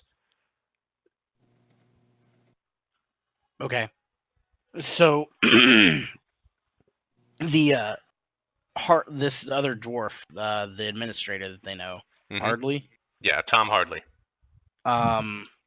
So he's saying that Tom might have information on the password. He said specifically the logbook, but would Tom have information on the password? He says you can ask carefully. You know, he's a paid agent, but he also works for Manistrad Copperlocks. There's no telling if he would, for some price or some cut, be willing to provide you with that password. Interesting. Okay, so right now you have the fake mithril, or you have instructions on having a logbook prepared that is a false logbook. Yep. Uthrock, Sailor's Home, who would you talk to try to get as many people behind your cause, and how many people are you looking to have show up? Well, probably Ida Olden. Okay. And then, I don't know about, what is the total population of, like, that area? Oh, there's quite a few people that live there. Probably 500 or 600 people live on Sailor's Home. All right, I want to get at least 300 then. Okay, so you want to get half the population. So, Wow. why would you tell Ida you want this to happen?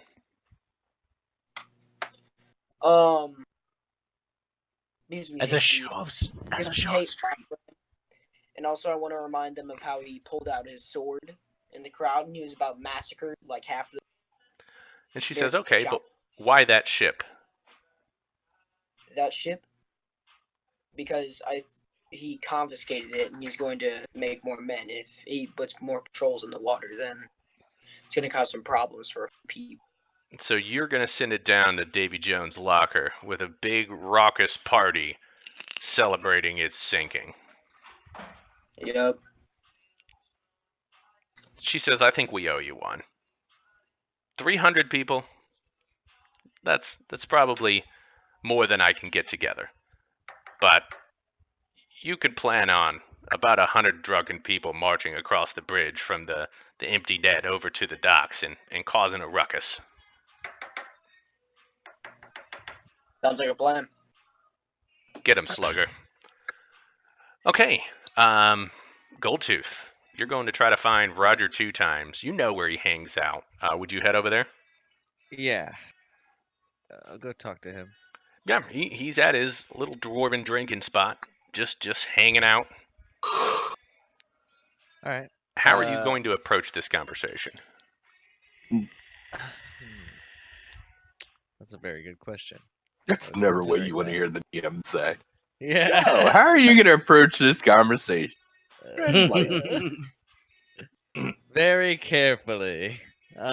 So yeah, I would probably just open up with just seeing if he remembers like talking the other day, if he's considered my proposal at this point. Says I. You've shown yourself to be capable. You killed old Snake Eye, from what I hear. Oh yeah. You have a champion on here. Yeah, I think we could do business, friend. What do you have in mind? Well, for now, we're just, doing some things here and there. Odd jobs to make gold. Various things. Who, out of character, who is it we're, The trying dwarves. to pull this? The mining headquarters is here in Newtown. It's also the home of Manistrad Copperlocks, and she is one of the two of the loyalists, and the other being Admiral Firebrand.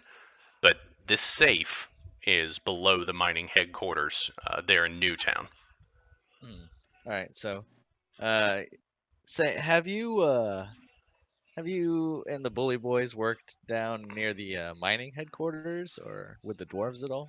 Aye, we've done some work with them, yes. They paid us about a week ago to sniff out a spy. We didn't have any luck. Oh, really? Oh. Yeah, how do they, so they have a spy in their midst, they think? Well, they offered enough gold to try to find it. We had some fellas sniff around and vet everyone. We didn't find anyone, though.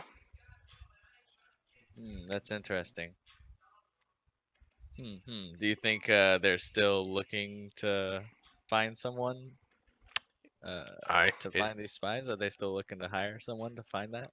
Oh yeah, it's an open bounty right now. No commission up front, but proof that there's a spy in their midst, and I'd be a rich dwarf. Interesting. How rich? Yeah, how rich? Yeah, that's a very good question. Word How is much are they paying? 5,000 gold. 5,000 gold to catch one spy? Jeez. Do you know how much value is coming in and out of that mine right now? That's a fair point. And Tell the me power. Okay. Cool. Well, actually, I may be back with a proposition for you. I just need to go do some discussions with my associates. So, for now, I'm gonna walk away. Okay. Just having been there under the auspices of, working together in the future. Badger. Yeah. Would you go to the headquarters and try to find Tom Hardley?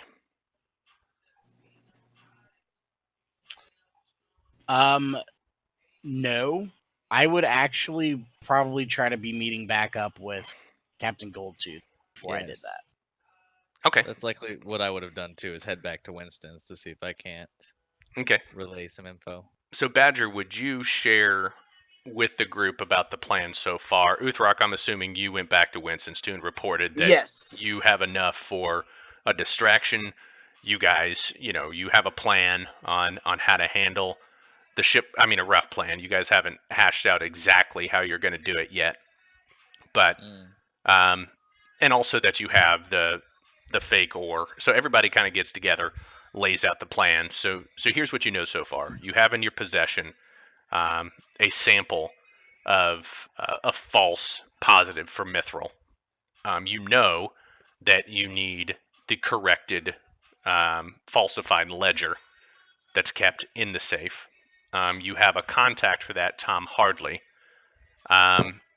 The Bully Boys are willing to work with you, and they're also right now looking for a spy within the administration. So, what are the next steps? So we have the spy then. We're pretty sure Tom is going to be a spy. What if we could work a deal with? I wonder if we could work a deal with the Bully Boys leader about, since we know who the spy is, right?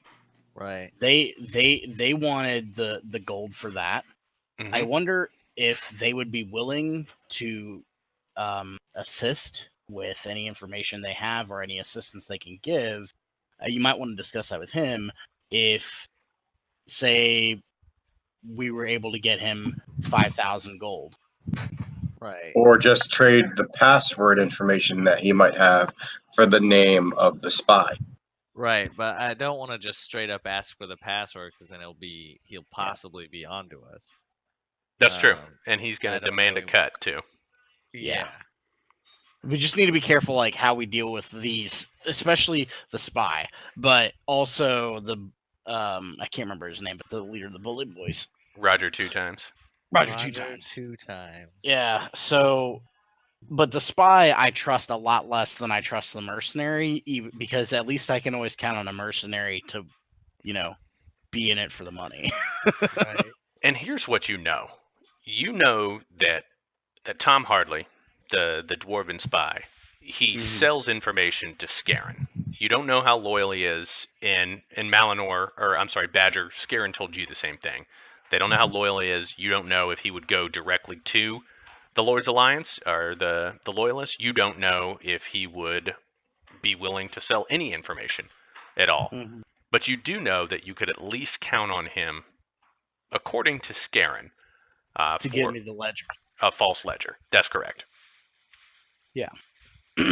So I wonder if we should go get the false ledger definitely before we make any kind of indication about the spy to anyone. Are you going to do that in person, or are you going to have somebody else get the false ledger? I guess I can do it. Okay.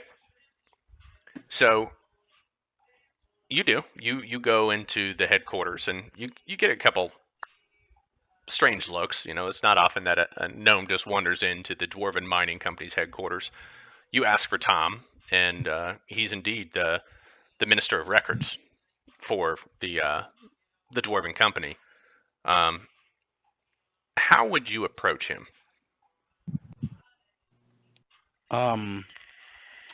I would just approach him. I mean, I guess saying, let me think here. I'd first give like a cordial greeting, friendly greeting, and then be like, a mutual friend said you could help me out. And he says, "Oh, who's that?" A man named Scarron. He looks around, kind of suspiciously. I say it quietly. Next time, just tap the red armband you're wearing. Oh, yeah, I didn't think about that. He kind of whispers off. He says, "Early evening. Meet me at the northernmost fishery warehouse on the Reek. I think I know why you're here. I'll bring it to you there."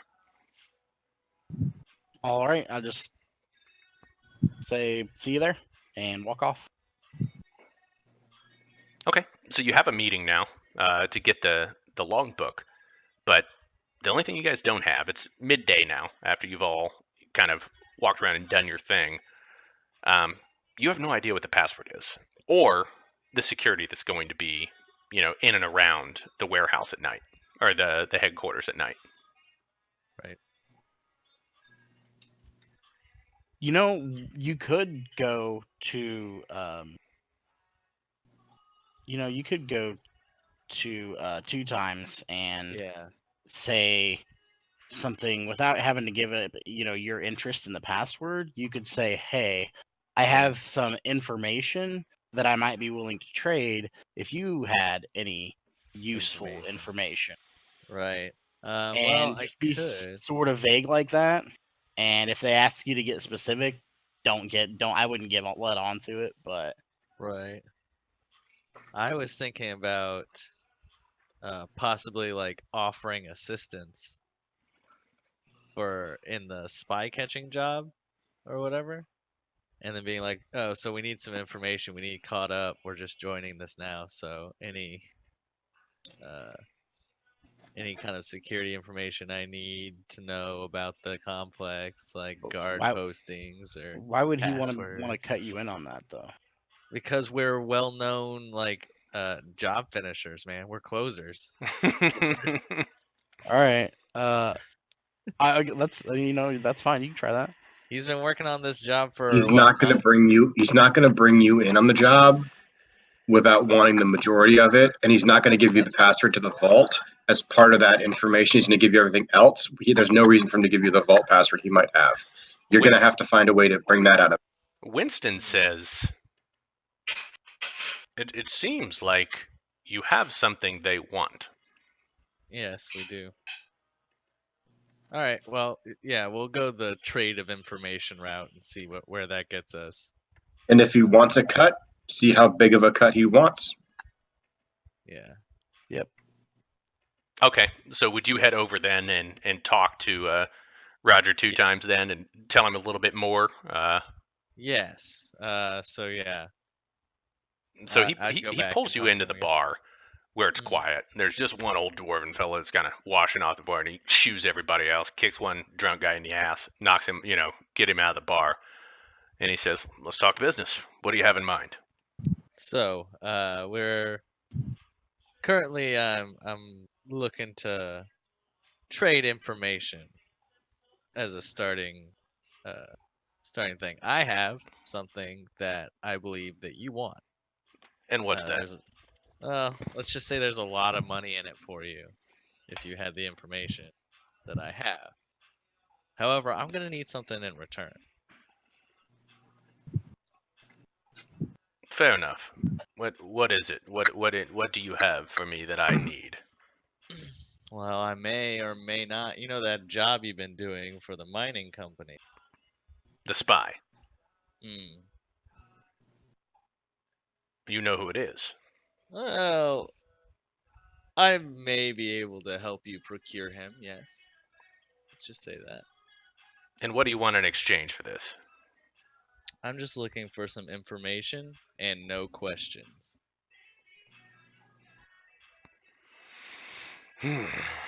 Some information and a little bit of secrecy would be great.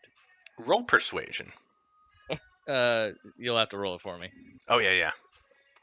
I'll have to look. I think you've got a little kicker on your persuasion. Mm-hmm. I believe so.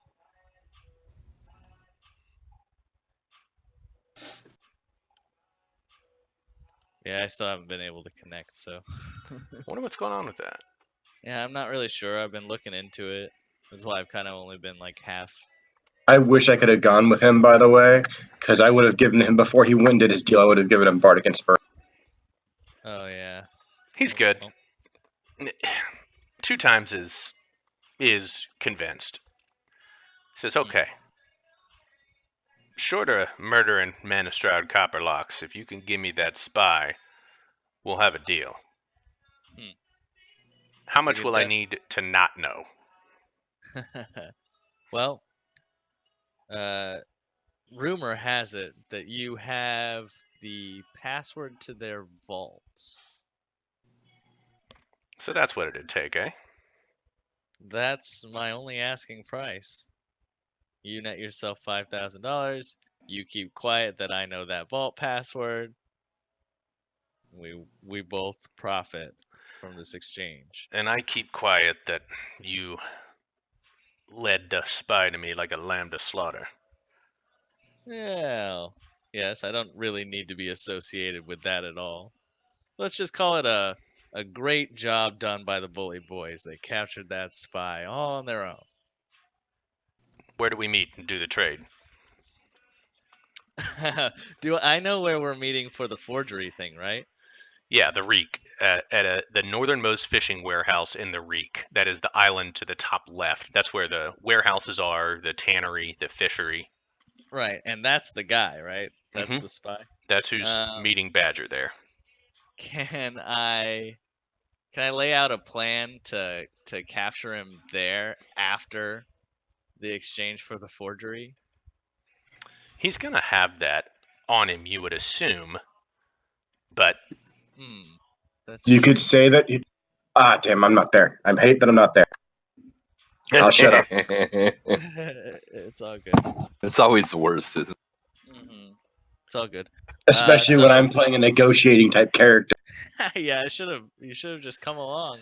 I would say have them wait for like a signal that we give them to actually come in, because Right. if hypothetically, if Hardley comes and he's like, "Hey, I'm gonna have to give it to you with blah blah blah," doesn't have it on him, then we'd be fucked, because you're gonna have to give him up to the Bully Boys at that point. I don't know, Right. like I just be careful about that. I mean, yes, Right. he probably will have it on him, but That's why I wanted to kind of make sure that deal goes down first, and then that's what I was thinking was Yeah. doing like a signal or something. So lay out a plan with the bully boys to run in and grab him once we like give some sort of hand signal or something. Once we make the handoff. Yeah. Once we make the drop off, the handoff, and we give the thumbs up, you're free to grab him. Okay. So, Uthrak, Yes. Ida told you need about 300 gold to get about 100 people liquored up enough to cause a fuss. So, would you head to the empty net and start passing out as many drinks as you can? Yeah, I guess I'll just do the drinks on me thing. Yeah. The party okay with that? Not my money. I'm fine. Yeah, sounds fine to me.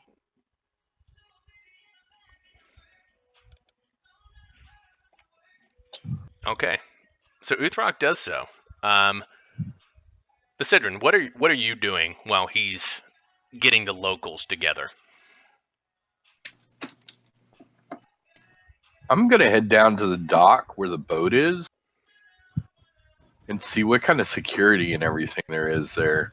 Sort of kind of scout things out to see what's going on. Okay, so you're just going to kind of scout it out, watch the dock, see the security. What you see is there are now 5 guards posted by the boat. There's not as many. The sails have been taken down. They're going to repurpose, everything, re-outfit it. It's being rigged for a journey. So, but yeah. Where are the sails? You can't see from this position. You don't know if they've just taken them down. You're on the docks. Most likely, they've taken them down to do repairs or fit them to either sell the ship or refit the ship in Orden. And Orden is a shipbuilding town to the south. Right.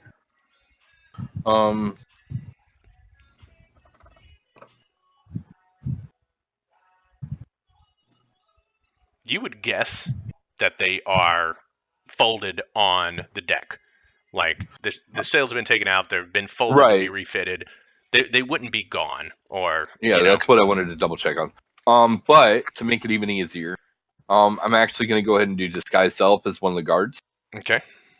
And make my way to the actual ship and play off that I'm one of the guards to make sure that everything's secure and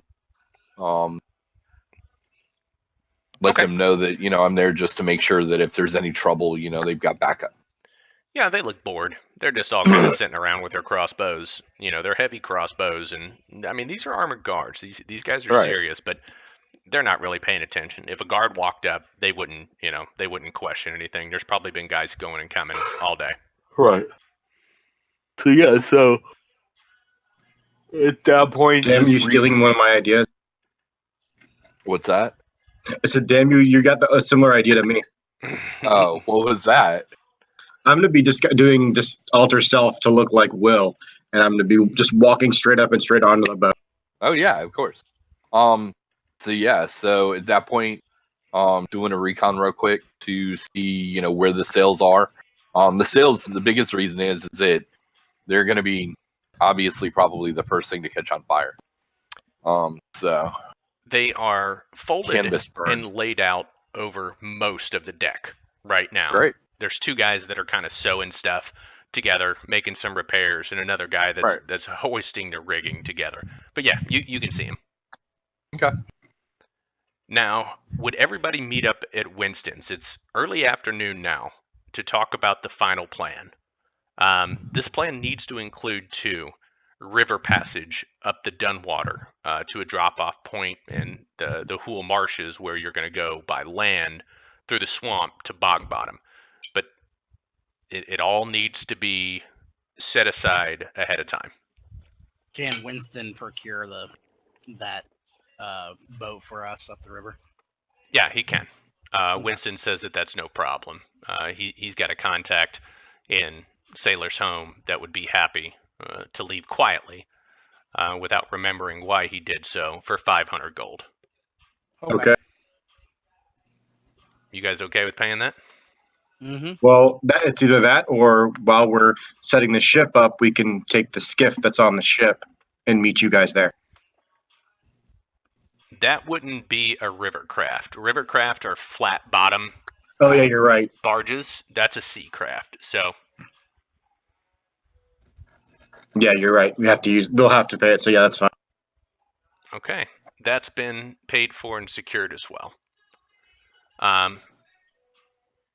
Winston says of the heist, you know, it's his standard for the information, the intelligence, and everything else.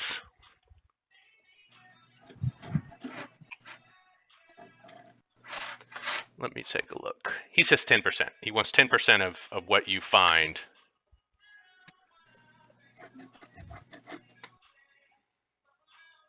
Is everybody okay with Winston getting 10% of the cut from the heist? Sounds good. Of course, Winston's our buddy. He gets pretty much whatever he wants. Okay, so everybody, I'm assuming, gathers back up for the final plan. Yeah. Who is actually going to be performing the heist? Well, Yeah, but Sidron would be the only, like, yeah, that we what just we we do need that? to I'm send not the there. sneaky Pete's.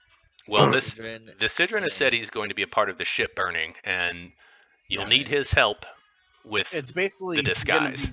It's basically gonna be me and Goldtooth. Yeah. Yeah, I guess we're gonna have to be the ones that go and do it. So, what's your plan with the spy?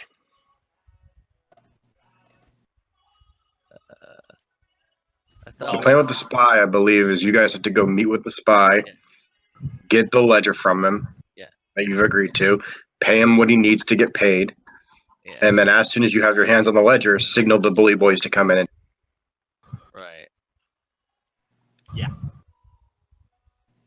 Okay.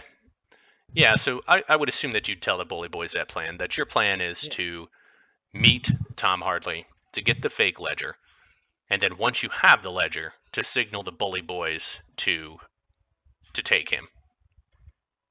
I probably wouldn't even specify that what we're getting from him, what we need from him specifically. Yeah, but Like, you would need to set up some kind of signal of when he could take him. mhm. What kind of signal can we give? I've got a, I think I've got cantrips that I can do that, like. can if you cause have like problems. thaumaturge or anything like that, you can do that. Yeah, Okay, so just a boom that you share with him, that's the signal. like and- a thunder boom. Yeah. And they're just going to set up stealthily around the warehouse in the Reek. Right. Fair enough. Okay. So let's start where we would start. Uthrock, you now have 100 drunken Sailors' Home residents, pirates, scallywags, all of them. How do you want them to make a disturbance around the docks?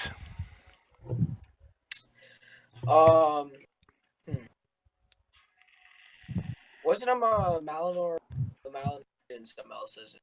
Yeah, Malinor and the Sidron are going to sneak aboard and set fire to the ship, but you're in charge of the 100 drunken people who are now at the net that are going to cross the bridge and make a scene around the ship. Okay. Can I roll for the hype thing?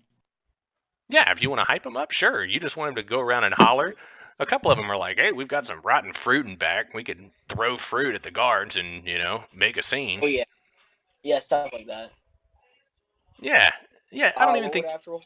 I don't even think you need hype for that. I think that you're a big enough champion that whatever you ask them to do, for right now, these are your people. They would definitely do it. You just tell them to make a show. Throw rotten vegetables and fruit at the guards, piss all know everything, be drunk and loud idiots. That's a good distraction. Yeah.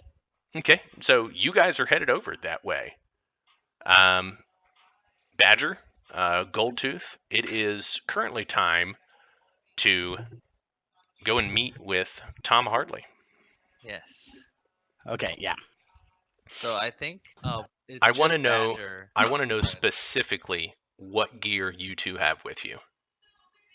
Well, I am gonna just. For me, well, You'll have to look at my character sheet. I highly recommend that you don't wear your armor for any of this operation. I mean, just for meeting with him. Well, I mean, if you're gonna be like, if you're gonna have to be stealthing or anything, I'm just saying Yeah, that like, gonna have to leave the armor behind to do that. Definitely. I don't know what we're gonna all have to get into for that. What am I taking with me? Well, I would just have my standard weaponry on me and such. I don't know if I would need anything specific other than that. What's your plan to move a sizable amount of gold? I could grab the bag of holding for that. Okay. That's fair enough. Okay, you two set off. It's early evening by the time you get there. There's still lights on in the houses, but you're setting off to meet at the northernmost warehouse, and you stand, of course, right by the meeting point, and a dwarf approaches you and says, "You're here to meet Tom." I say, Tom? Tom who? Well, he said, "You've got one chance and one chance only. I wanted to make sure that you weren't followed. It's just you two?" Yep. Yep. He's on the bridge. It's leading over to the cut. So go meet him on the bridge. He'll give you what you want. Okay, how far away is that from here? It's directly. Run. It's the bridge that's attached to the reek, so it's very close. Oh, okay. Yeah. The northernmost bridge. He's out in the middle of the bridge. Then yeah, we'll go meet him out there. So you meet him on the bridge, and you're a good enough distance away from the bully boys now. They've just watched you leave. So you meet him on the bridge, and he says, "What you're looking for is in that skiff, down in the water. You'd have to. There's a little bit of a path along the side of the water's edge there. You walk down. It's in a bound journal in that skiff. But you tell Scarin Wave Chaser that I'm done and we're even. I don't know him a thing. Do you understand?" Assuming everything is as you say, I don't see why not. Well, find out if it is or not. I'm leaving. So he starts to walk up the path on the bridge to go inland towards like that farmer's market. No, he's walking inland, not back to the reed. He's walking over to the goat cut and the dwarven mine. Which one of you would go down and look? I'll go down and look, because honestly, I think in this position, Captain Goldtooth may have to apprehend this thief himself. Right. Exactly. Yeah, so what are you doing, Goldtooth, about the spy taking off to leave? Well, is he heading back in the direction we came from or somewhere else? Nope, he's headed back across the bridge towards the actual landmass. That was the goat cut, where you guys came in initially along that road where there's the farmer's market and stuff like that. Okay. I wonder if you could surprise him with like one of your thunderburst things and knock him down from behind. Probably. And that would give the thunderclap like notification Signal. to Maybe. Could do that. I don't know if I just want to straight up attack him. So currently he is walking away from you guys. Badger, Right. are you headed down to as fast as you can to try to see if this book's there and get back? Because it's probably 100 foot from you. You have to cross the bridge and go down this little path, and you could see this dinghy that's on the side of the beach there. Yeah, I'll go ahead and start booking it just to make sure. Okay. Goldtooth, Yeah, you can move at times 4 movement if you do nothing but move, I believe. Yeah. Yeah. We'll say that you can get there pretty quickly. Goldtooth, do you stop Tom? Well, at the very least, yeah, I'd probably call out to him and say, "Hey, why don't you wait a minute before you go?" He says, I have "What something for? you. Our business here I is have something done." for you. additional. We can verify that we have the. Yeah, I was about to say, we're here to verify that we have what you say you have. We can't rightfully do that if you just leave. So why don't you I'm gonna make you roll Stay here. persuasion on that. I'll roll it for you. go ahead?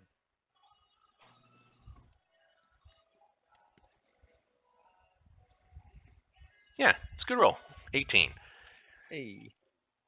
He says that's fair. Your friend can call up when he sees it, and then I'm out of here. Perfect. Can I like look around and see if any of the bully boys have followed? Not that you can see. You're on the bridge, on the far end of the bridge now, and where you were supposed to meet was the north side of the island. Hmm. So you're not where you said you were gonna be. Right, but they saw us walk away, right? You can only assume. So, okay. Well, yeah. So yeah, I'll agree. We'll just wait for Badger to confirm that he's got what he's supposed to have. Badger, you get there, and there's a cloth sack with a cloth wrapped around what appears to be a dwarven ledger. You don't know if it's the right one or not. It's written in dwarven numerals and in dwarven script, but it appears to be what you came for. All right. Yeah, I would holler out, just not enough so he could hear me. That yeah, we're good. Okay. Tom bows his head, real quick nod, turns around, almost running. He's an older guy, just a dwarf. He's very plainly dressed, but he's almost running away from you guys now. I would probably do the thunder thaumaturgy, Okay. the thunder boom, and then follow him. You do. There's a boom over the bay, and Tom is now booking it around. Shit. That scared the crap out of him. He's running as fast as his little old legs can carry him. Crap. I don't have anything to like. I guess I could shoot him. You might be able to just catch him. Yeah, I'll try and chase him down and like tackle him if I can. Okay.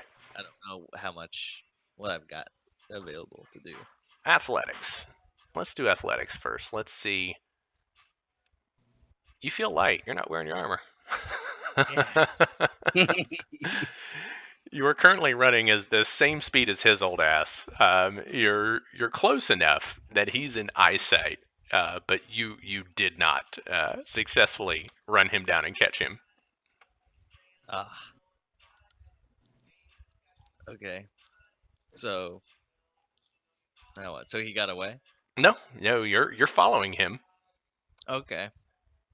I guess I'll just keep following him and keep periodically. Can I do cantrips, or is that bonus action to No. do those? No, you could stop and take an action. You're within range of him that you could do something.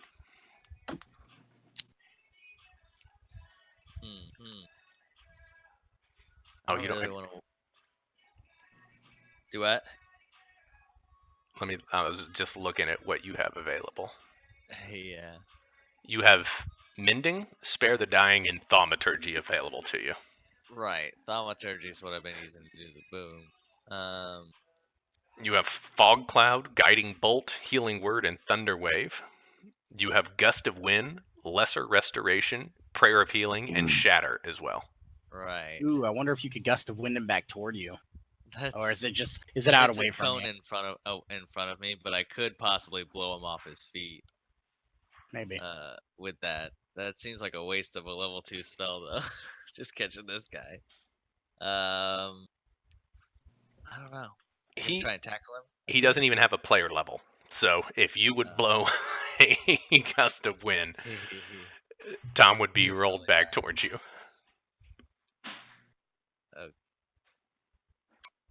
Okay. Well, yeah, I guess let's go ahead and just do that then. You do. You say a little prayer to Umberly because this guy's pissing you off because he's running from you, and he just rolls like a sack of potatoes all the way almost to your feet. Do you keep the spell on, or do you just nab him? No, I'll just grab him by his collar and start dragging him back across the bridge. He says, "You two-timing bastards! I knew, I knew this was a setup." I don't know what you're talking about. I just keep dragging him. He says, "What's your plan for me?" Don't worry about that. Just some fellow dwarves that want to have a chat with you. Don't worry about it. Damn ye and damn them! I'll come back to haunt you. I will. I don't believe in ghosts, so So, yeah. So here's the question: you have a kicking and screaming and spitting dwarf that you're dragging behind you. Yeah. This is not quiet. Knock him out oh yeah. and splash No. some beer. Yeah, I guess we could just splash some water on his face later. Yeah, I guess I'll try and knock him out to quiet him down. Do you have like a sleep spell or something? No, it's not even No. necessary. He doesn't even have a player level. You would hit him and he would be knocked out. Your Oh, thumb okay. would be enough to damage him. Please, I have Just flick him on punched his head. the Salt Marsh Swinger out on a boat while On a boat. balancing. So you So, Get I think I can handle. you I think I throw can this handle robed Tom. older dwarf over your shoulder, and you get some strange looks by just a few people. But this is the Reek, so people mind their business. I tell them that it's my grandpa and he's got dementia. I just gotta get him back before he has another episode. Don't worry about it. So where do you Clever. take him? I would take him back to the area where the bully boys are supposed to be, and Okay. then do like another thunder boom to call them in. I guess Badger's probably joined by now, right? Yeah, Yeah, he and- has it. And as you approach the warehouse, they clearly see you. One of them opens up the warehouse door and like motions you to come in quickly and quietly. You come in, and in this warehouse, there's a seat prepared. And in another seat is a very badly beaten dwarven male. He is eyes and he's got some choice cuts. It looks like somebody asked him questions the hard way.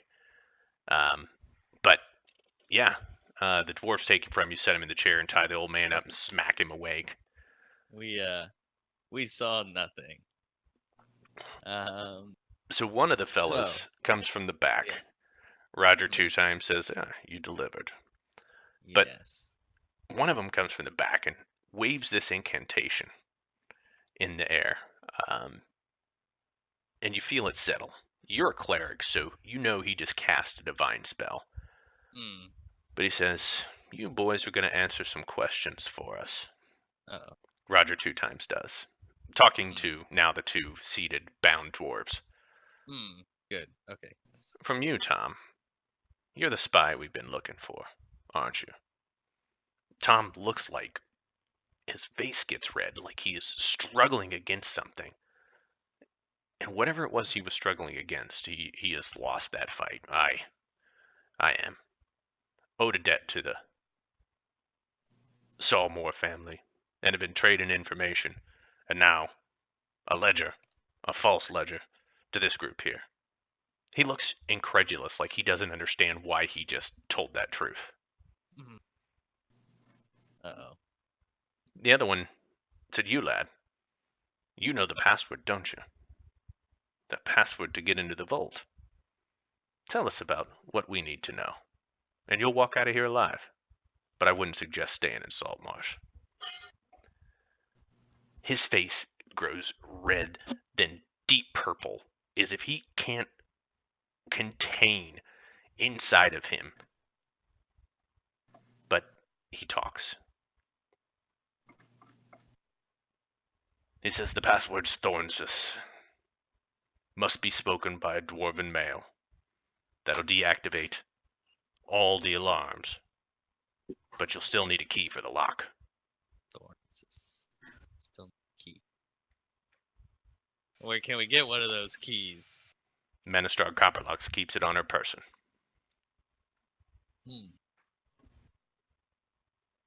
All right. Well, we have what we need. We're gonna leave now. You guys have fun. Bye. Like, I would try to get out of there as quickly as possible, having realized that this is some sort of truth spell. Yeah, it was I a don't zone of wanna- truth. I I don't want to be questioned, so Yeah. I'm gonna go ahead and leave like as quickly as possible. Yeah, it's a small area. You would know that as a cleric. You stand outside, and Roger says, "So that's it then. You got what you needed." I think we have a done deal, right? You can handle turning him in for your reward. Aye, I can.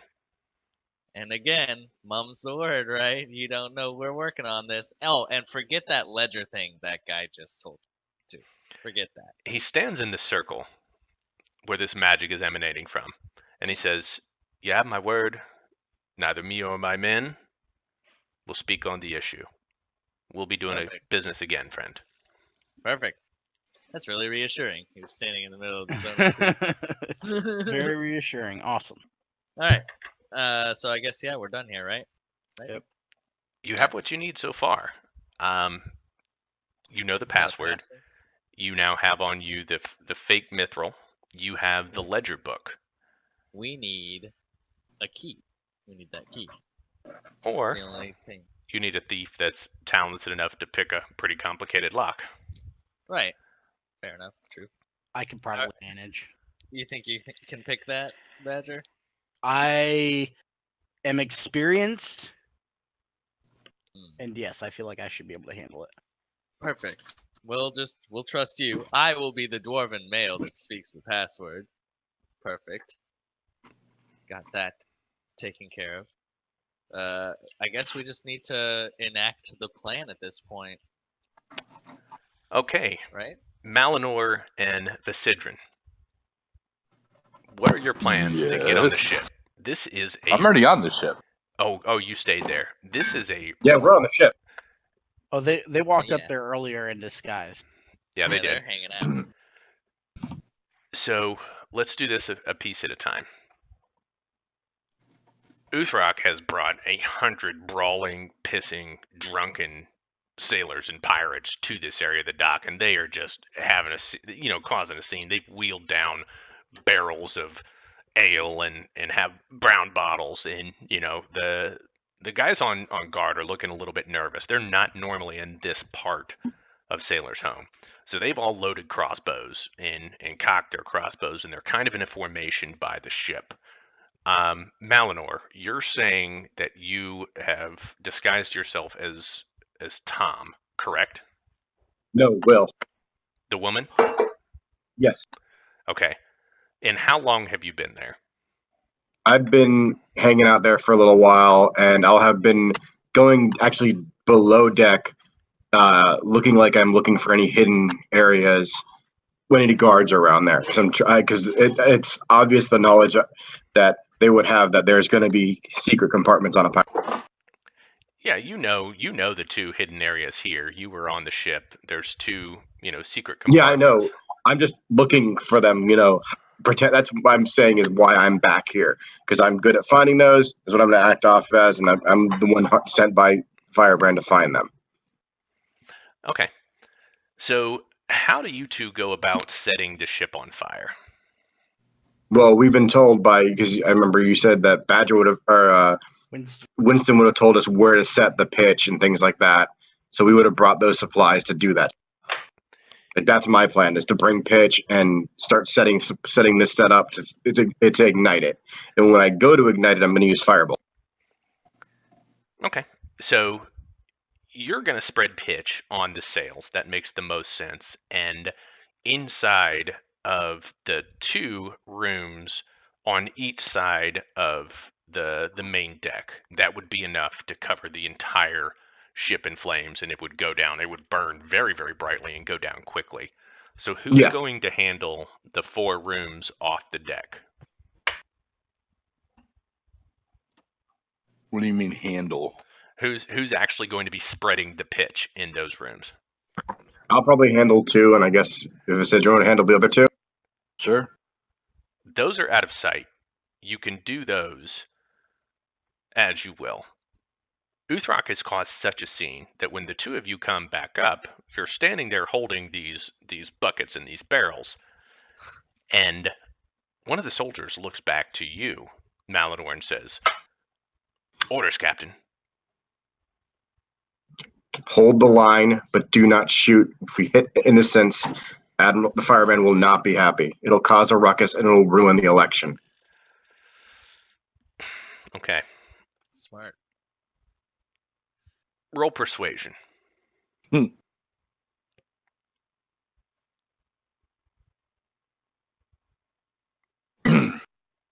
know what that is, right?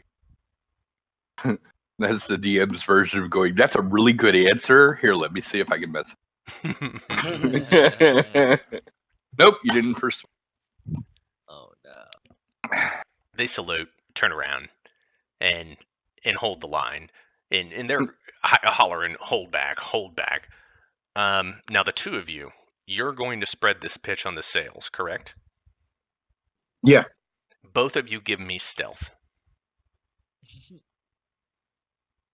Because all it takes is one of these guards to turn around and be like, what the hell are you doing? Perfect. I'm actually happy about that. What? No way, really? Yeah. Wow. All right, here we go.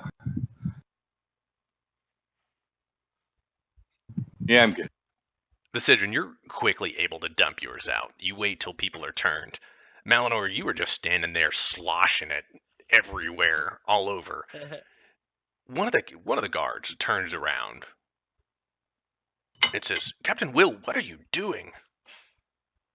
I just smile as I back away towards the edge of the ship, and I'm gonna do two things. Okay. I'm going to, I'm basically gonna set up to where I can use the last of my movement to dive. But before I do, or actually, I don't have to worry about that because of my ability. I'm going to cast Alter Self from this, and I'm gonna make it look like I'm dispelling an ability when I'm actually casting it, to appear to be Snake Eyes, and just say, you should have never taken my ship, and then firebolt the pitch and dive off. Nice. I love That's it. cool. So you do it. Now, I want both you, Malinor, and Besidrin to give me dexterity saving throws. All right, so before I do that, when I see him do that, then Big Bruiser, I can't remember his name. Uthrak. No. The one that was on the boat. bruiser from the group that was now part of the crew. Oh, Yeah. okay. The first mate. Yeah, okay. Bloodyborn. Yeah, Bloodyborn. I take his identity. At the same time he says that, and I'm following. Sweet. Yeah. I will state that when I cast Alter Self, I start to lift off, so I'm already away from the ship to a degree. Okay. Give me a dexterity saving throw. And what was the other one you wanted? That's it. Oh, okay.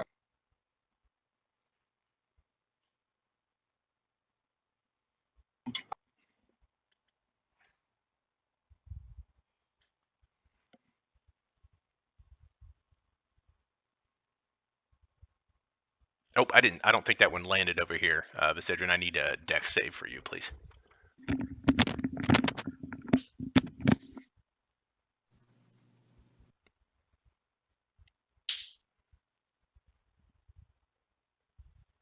Somebody just left.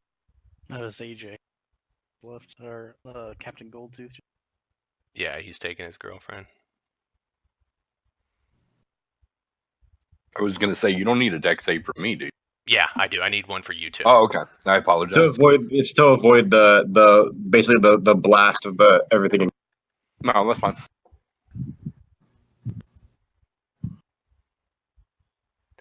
Yeah, you both avoid it. It was a 12 though, so you got lucky, Besidrin, because that was essentially a fireball. When you guys were in close enough proximity, and there's enough of this stuff that it is instantaneous. Now the guards don't get caught up in it because they're on the dock right next to the prow, but the whole ship just in this giant fireball, and all of the drunken pirates stop for a second and stare up into the sky, kind of teetering and drooling, and then go about their business doing what they're doing, and they're having the best time of their life now.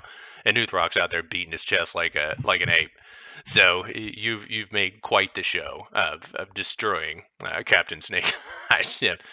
And as you guys do it, you're in the water. There's just too much chaos in this. But where would you swim? Because you could swim directly across and be on Winston's aisle there, or come up underneath the empty net. Which way would you guys go? I'm gonna head to Winston's I would too. Okay. So because I'm assuming that with everything going on land, the guards would be freaking out and everything like that. I'm just gonna come up, where I know I need.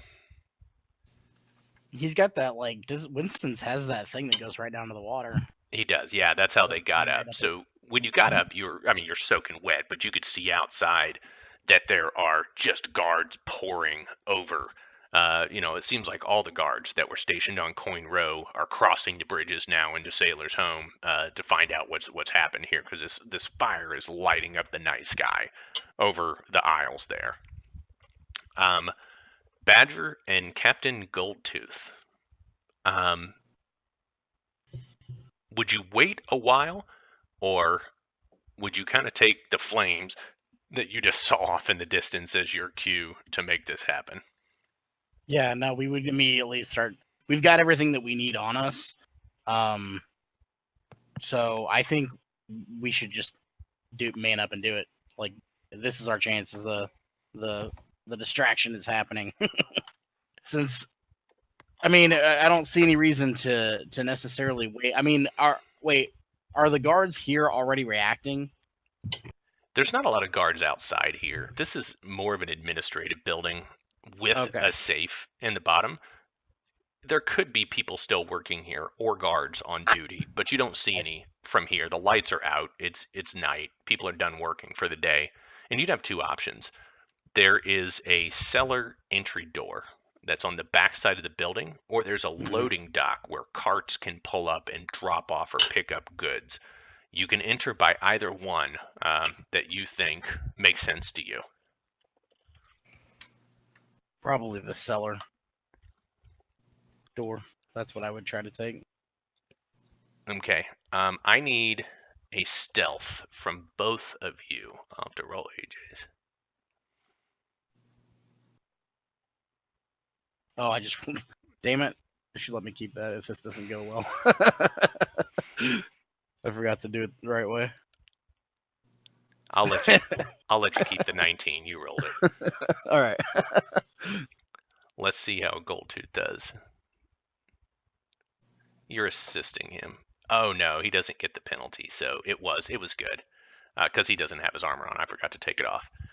So you're able to get there. Now I need a sleight of hand from you to pop the lock on this cellar door. Okay.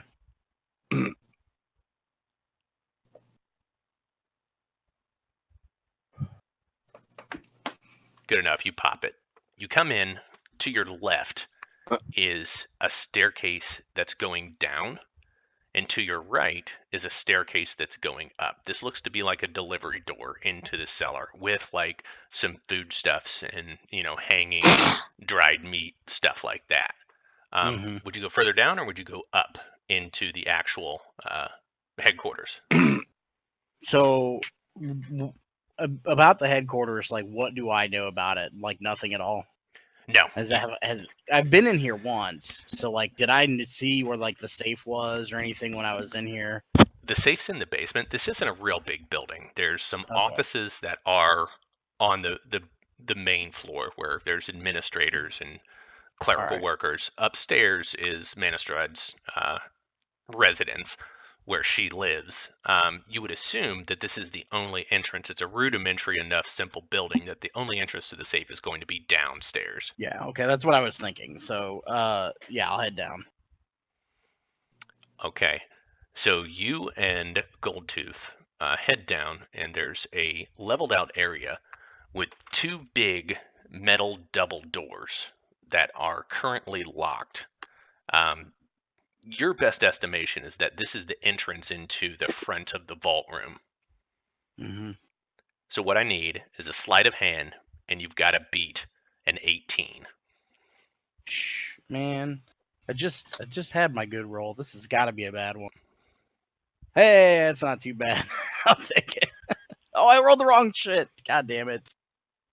No, it's the same. Your sleight of hand's the same, so I'll take it. My sleight of hand is the same. but it's better. So you do. You pop the lock Alright. on these double doors, and as you open it up, there is a very dark room, and it looks like a straight run through the room. It's pitch black down here. Okay. Well, Goldtooth has dark vision. He should be able to guide me through here all right, Yeah, without so us having to bring any light into the equation. you reach over and whisper to Goldtooth, and Goldtooth tells you that there are 4 very large, what appear to be statues in this room, standing facing the room as you move forward. Okay. So you're going to attempt to pop a safe lock in pitch black. Not necessarily. I have to get to the lock at this point, right? Or am I just so? I mean, I can conjure like a light to Okay. be able to see. Yeah, you can. You can with your I just minor want to make sure illusion. there was no guards in here. No, there doesn't Okay. appear to be any guards, just the automations. All right, yeah, then yeah, definitely. I'll just conjure some light so I can see and do my thinger. Let's see, I have ability.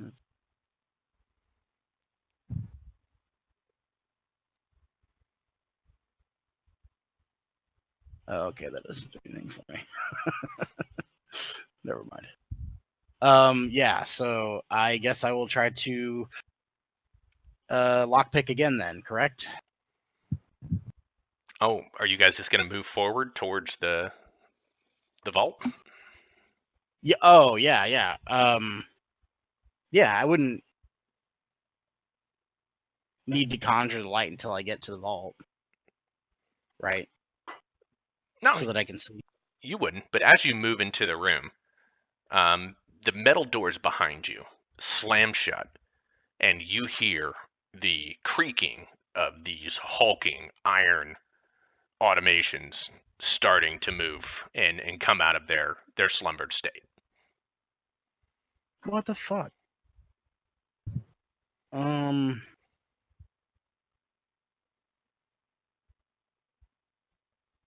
Speak the password, Goldtooth. He does. And everything settles down. You hear the iron door unlatch, and there's no more movement from the automations. Okay. Whew. Damn. Come on, Goldtooth, get together here. Let's move on. So we'll go up to the thing, and when I get up there, then yes, I will try to. I will go up to the vault and open it up. So here's how we're going to work this. You're going to get 3 attempts at this. The DC is at 23 to pop this lock. This is a safe lock. Now, the password has eliminated all the more complicated magical portions of this. It's right now the magical state of this is awaiting a key to open. So you'll get 3 chances to pop this lock. I'm going to assume that you have that much time. What you need is a 23 in order for that to happen. Hey, so quick question. Mhm. Is that because you already let me slide it? So I was just looking in like the thieves tools, and it says the proficiency with the thieves tools lets me add my proficiency bonus to any ability checks I make to disarm traps or open locks. So specifically for like opening locks, do I get an additional like? It's already built into your skills. It's a +7 right now because it's double proficiency in that. Okay. So you get your dex bonus plus double proficiency in sleight of hand, and I think you did stealth as your other one for Stealth. expertise. Yeah, well, that's why I guess that was my question though. Is that included in also using the thieves tools? That is, specifically? yeah, double Okay. proficiency in sleight of hand for thieves tools for opening locks. I see. All Okay, right. can I make a suggestion here since Goldtooth isn't here? Uh-huh. That it's common knowledge that there is a cantrip that he'd be using on Badger for this attempts called Guidance. He does not have that prepared. Doesn't he get to choose his prepared spells each night, and he might not have prepared them simply because we thought it'd be roleplay? I'm just wondering, but I understand if you're gonna veto it.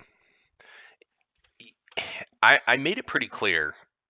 Yeah, true. You're right. You when did. we were leaving, tell me everything that you guys are doing. If he would have been like at that point, I want to say that I'd prepared guidance for this to do this. That would work. But on the spot, in the dungeon, everybody's sweaty, afraid to die. No, he didn't have guidance. No, I prepared. get it. I didn't know if you had it prepared or not. That's why I was mentioning it. Yeah. All right, well, here I go. 3 rolls.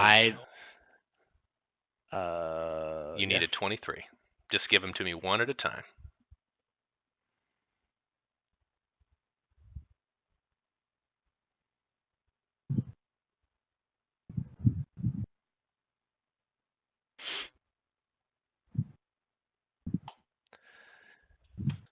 The first attempt you make, you get close. You feel like you almost have ticked the tumblers over, and your pick slips, and you lose your grip with both sides. So he gets a +1 for that, right? No, it's already built in. His double proficiency is built into his die rolls there at +7. No, I understand that, but because he knows where it's close, because he's trying to do something, like if he had just done a normal roll, like he didn't get that close. I was just wondering if by any chance he would get like a +1 because he knows what he's for now. You know what? I think that's fair. I'll do the last one that he does at advantage because he's got some like good feels for how it works. So give me the second one, not at Let advantage. me roll my second one here. Because it could just be good enough. Could happen. God damn it. All right. Badger, at advantage. The second time, you weren't even close. You didn't even feel like you were close to getting it, but you're getting a better feel for it.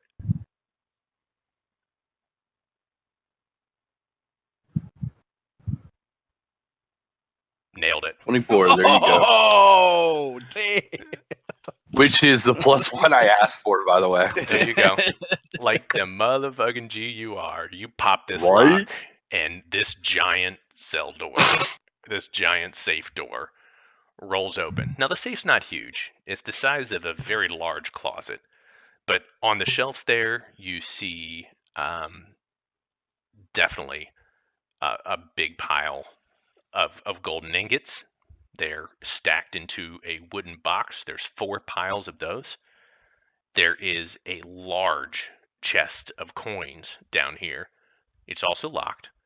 And there is a ledger, and there is stacked underneath that ledger is their mithril that they found, the sample of the mithril that they're saving for the clerics of Joaquin when they arrive. So let's start with the ledger. Would you inspect them to see if they're close? Yeah, I would just kind of look and make sure that they are like a similar thing that could be switched out for each other, There's definitely an area that's signed and sealed with wax on a couple pages, and it looks identical. Now, Okay. Captain Goldtooth could look at it and say that he reads Dwarven, so he would be able to say they're just slightly different, but some of the numbers are different, but it also looks like they're kind of cooking the books on some of the numbers here. But only, it's just additions and wrong math in some areas like that. A cursory look would tell you that. Do you keep the actual ledger on yourself? Yeah, I would stow it in the bag of holding. Okay. Now, the chest. It's locked, so you're going to have to roll to unlock the chest. Okay. How big's the chest? How big is the chest and how much does it weigh? Because I got this hefty little dwarf here with me that could probably lift it in this bag. You could. You could do that if you don't want to mess around with popping the lock. Yeah, let's see if we can just take the chest. Let's just do that. We'll pop it later. Okay. We'll pop and lock. you happen to roll your your bag around this and drop it in there. There are 4 cases of gold ingots, gold bars, kind of stacked up. Would you guys take all that too? Fuck yeah! You realize who you're talking to? I'm the I was greedy trying. fucker here. I was trying to be like. I was trying to be like somewhat appropriate. Hell yeah! No, he's gonna come across with fuck yeah. Talking Fuck about. yeah. You know who we are. I'm just gonna be like, hey, just start scooping those off into the bag. I'll hold the bag open. Well, now here's the other question. When you say a cave, again, how big are you talking? We don't even know how big this safe is. Oh wait, you know what? I was just thinking, as nice as this seems, like to take all this gold, they're probably gonna think something's amiss if we take everything. Who cares? What if they think something's amiss with the mithril? We're gonna be out of town. I know, but the whole point of this is to kind of muck up their investigation of the myth. Okay, so to make it look like somebody stole it, really messes that up, doesn't it? What kind of thief is going to come in and only grab a couple things? The good thief is going to come in and take everything. Yeah, I guess that makes sense. If they're gonna know that we broke in here anyway. So yeah. Well, do it. Take it all. Take all the gold. Okay, so you do. Everything that's of looks like it's of worth.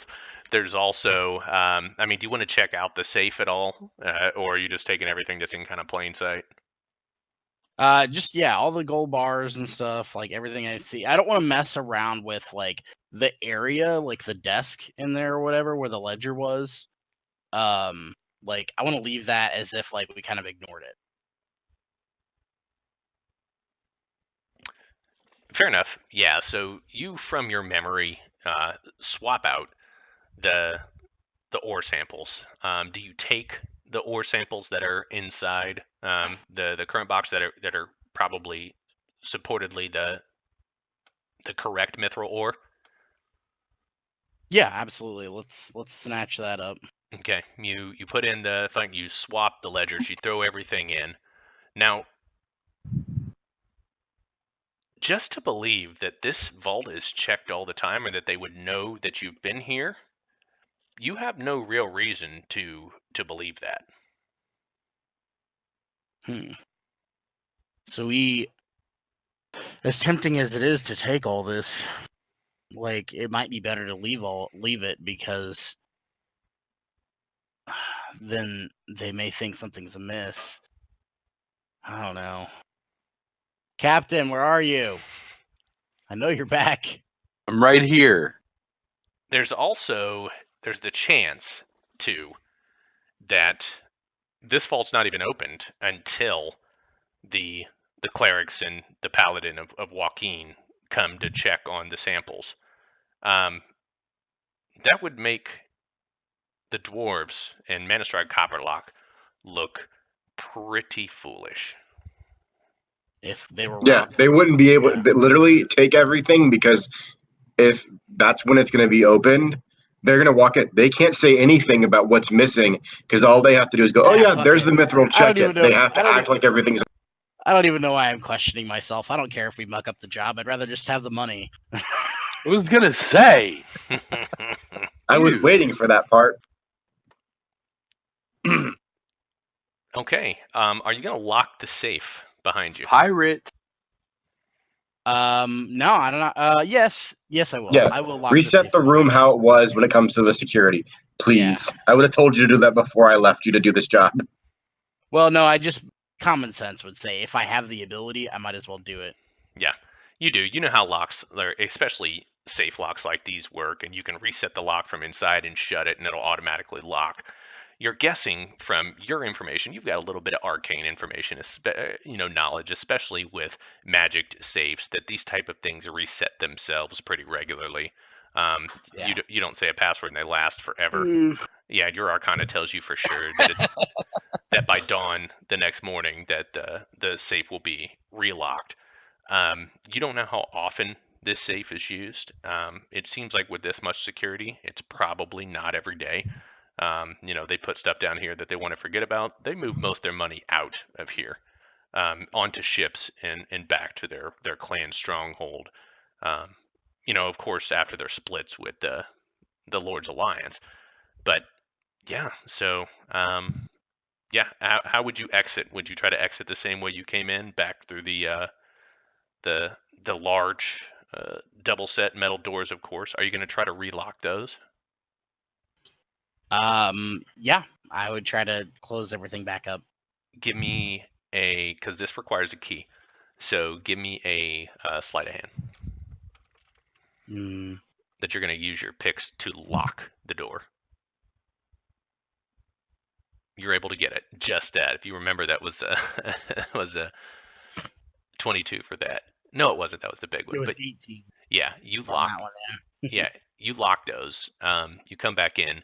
You're exiting the door. It's a pretty simple lock mechanism on the cellar door. You would be able to lock it from the inside and then shut the door. Give me a stealth on your way out. Yes, sir. Day. Yeah, nobody knows.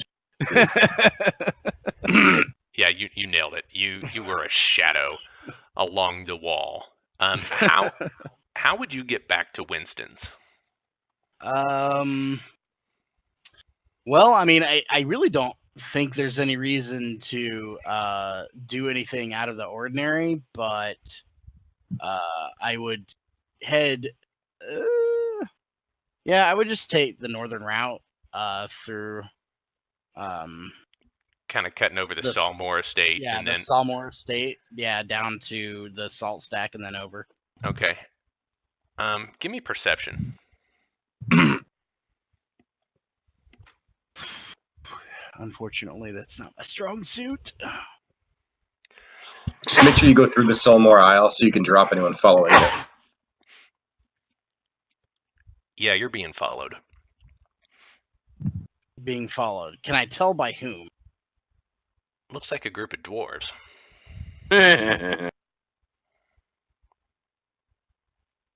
Oh, okay. Can I investigate without like them catching up with me?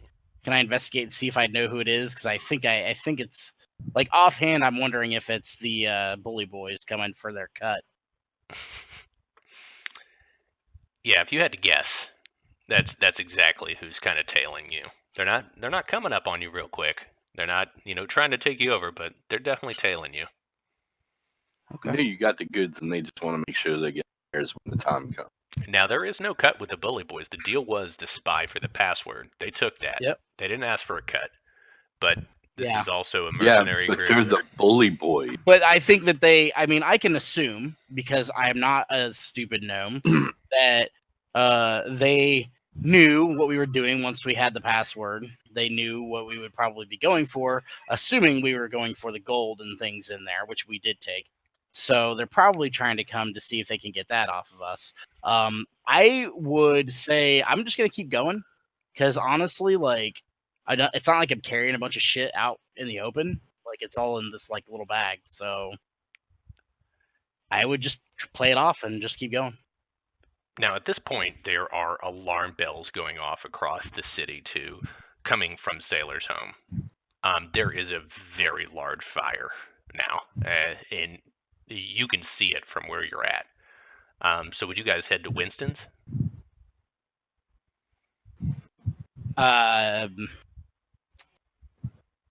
Yeah. Well, yeah. I'd head to Winston's. From Winston's Bazaar, you can see a good third of the Sailor's Home docks are on fire. Multiple ships are on fire. Heck yeah. Sorry. Oh, shit. It worked too well, guys. No such thing. Yeah. So, yeah, I would just Especially want because to they meet think a pirate did it anyway. I would just want to meet up with my whole goal right now is to just get across the city, like not making, just nonchalantly but briskly getting across the city to to Winston's, and then once I get there, I mean, basically, we're just meeting back up with everybody, and then getting on our river boat. Correct? That's right. Yeah, you're gonna make an escape. Everybody's there. People have got their gear, and right now they're just waiting on you. Okay. Yep. I'm just gonna keep going. If the bully boys stop me, I'll deal with it as it comes. They don't. They follow you to Winston's and kind of watch you walk up there. Right now they're just watching you. They're tailing you. Mm-hmm. So you get there. You're fine, no problem. But you are now holding quite a bit of money in your bag, and there's not time. Winston says the ship's ready down by the the false hatch in the back, out to sea, and then up the Dunwater. I'll see you upon your returns, and we'll settle up our debts. How's that sound? All right, pause real quick. Out of character. Do we know Winston well enough to know that he could leave the bag with Winston and it was safe? I mean, Winston probably wouldn't do anything to it, but would it be safe with Winston in this instance, with the bully boys on our ass in this particular moment? I don't know. Bully boys don't necessarily know he has it if we get on the boat right away. That's true. He could play that off. I don't know. Quarterback sneak. Okay. I just thought it was worth mentioning in a thought, because we don't need it with us right now anyway. You would be taking thousands and thousands of gold into literally the wild. The Hool marshlands are a wild, area. It's uncivilized, unsettled. Yeah, I would definitely mention it to Winston. Go, are you good with holding on to that? Yeah. Can you hide it somewhere where it'll be safe? It's my precious. Exactly. Keep it secret. Keep it safe.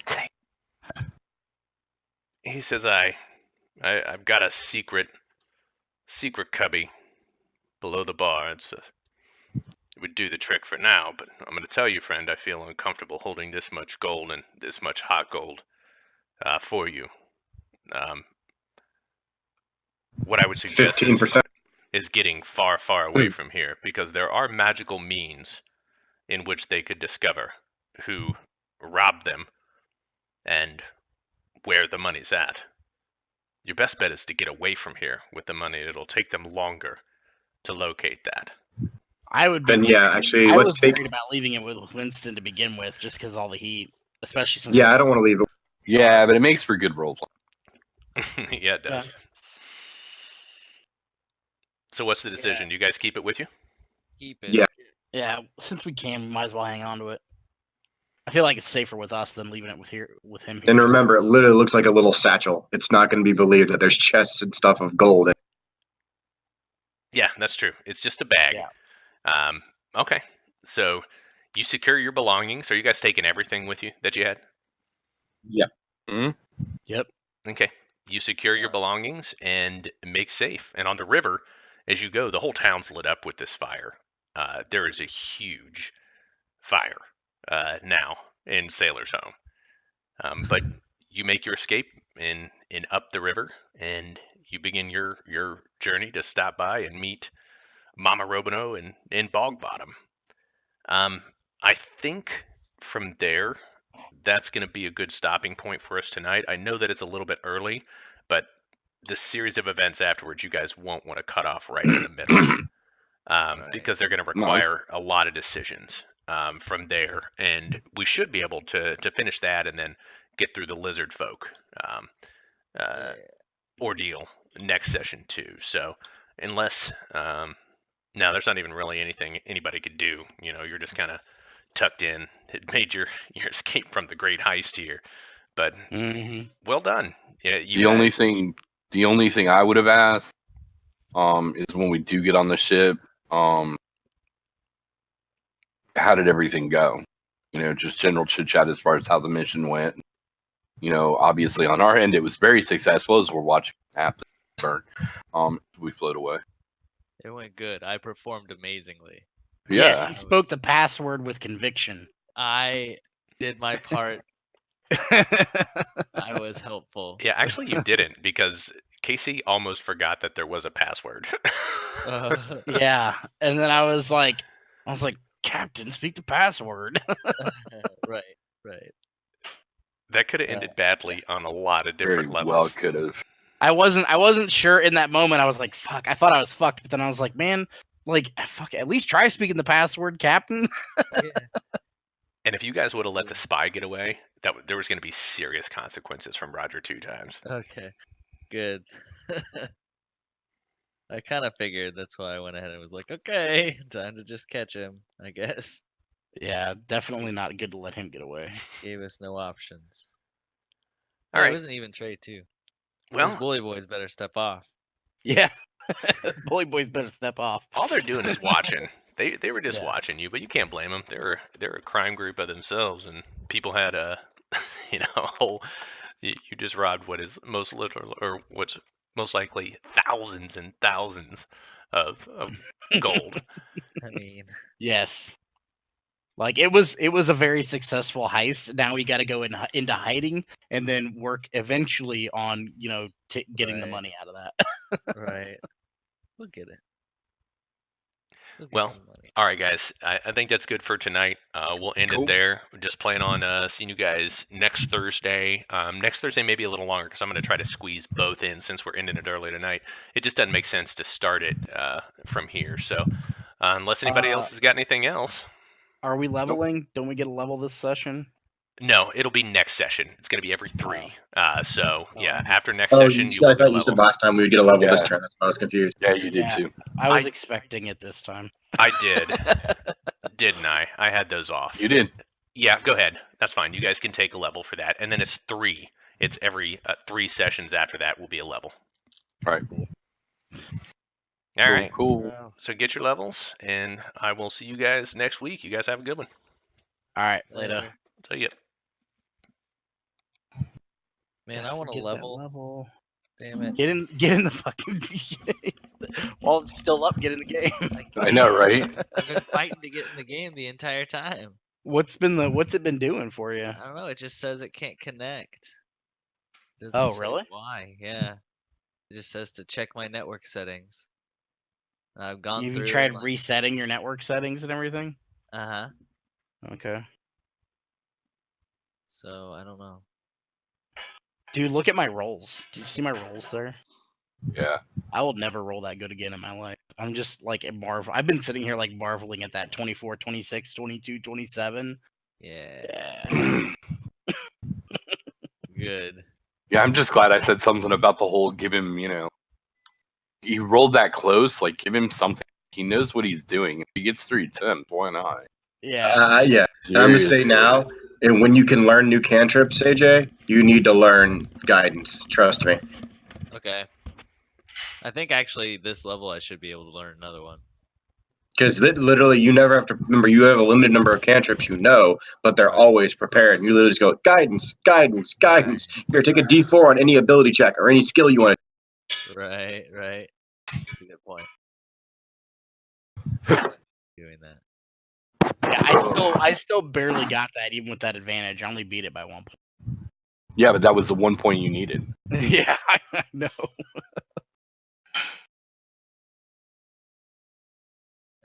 I thought I was fucked when he was like 20. It's gonna be difficulty's gonna be 23. I was like, Oof.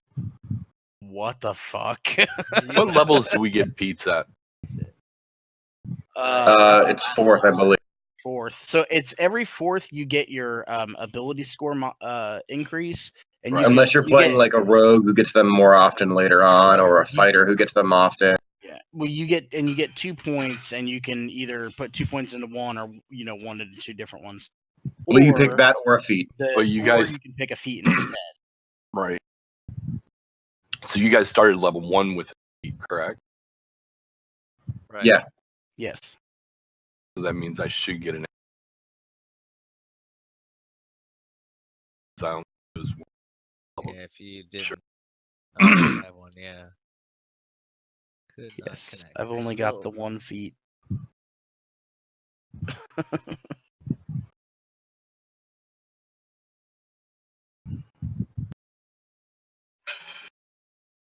I'm still having trouble connecting. It's the worst. Anyway, I'll have to figure that out later. I just don't. I've tried resetting everything.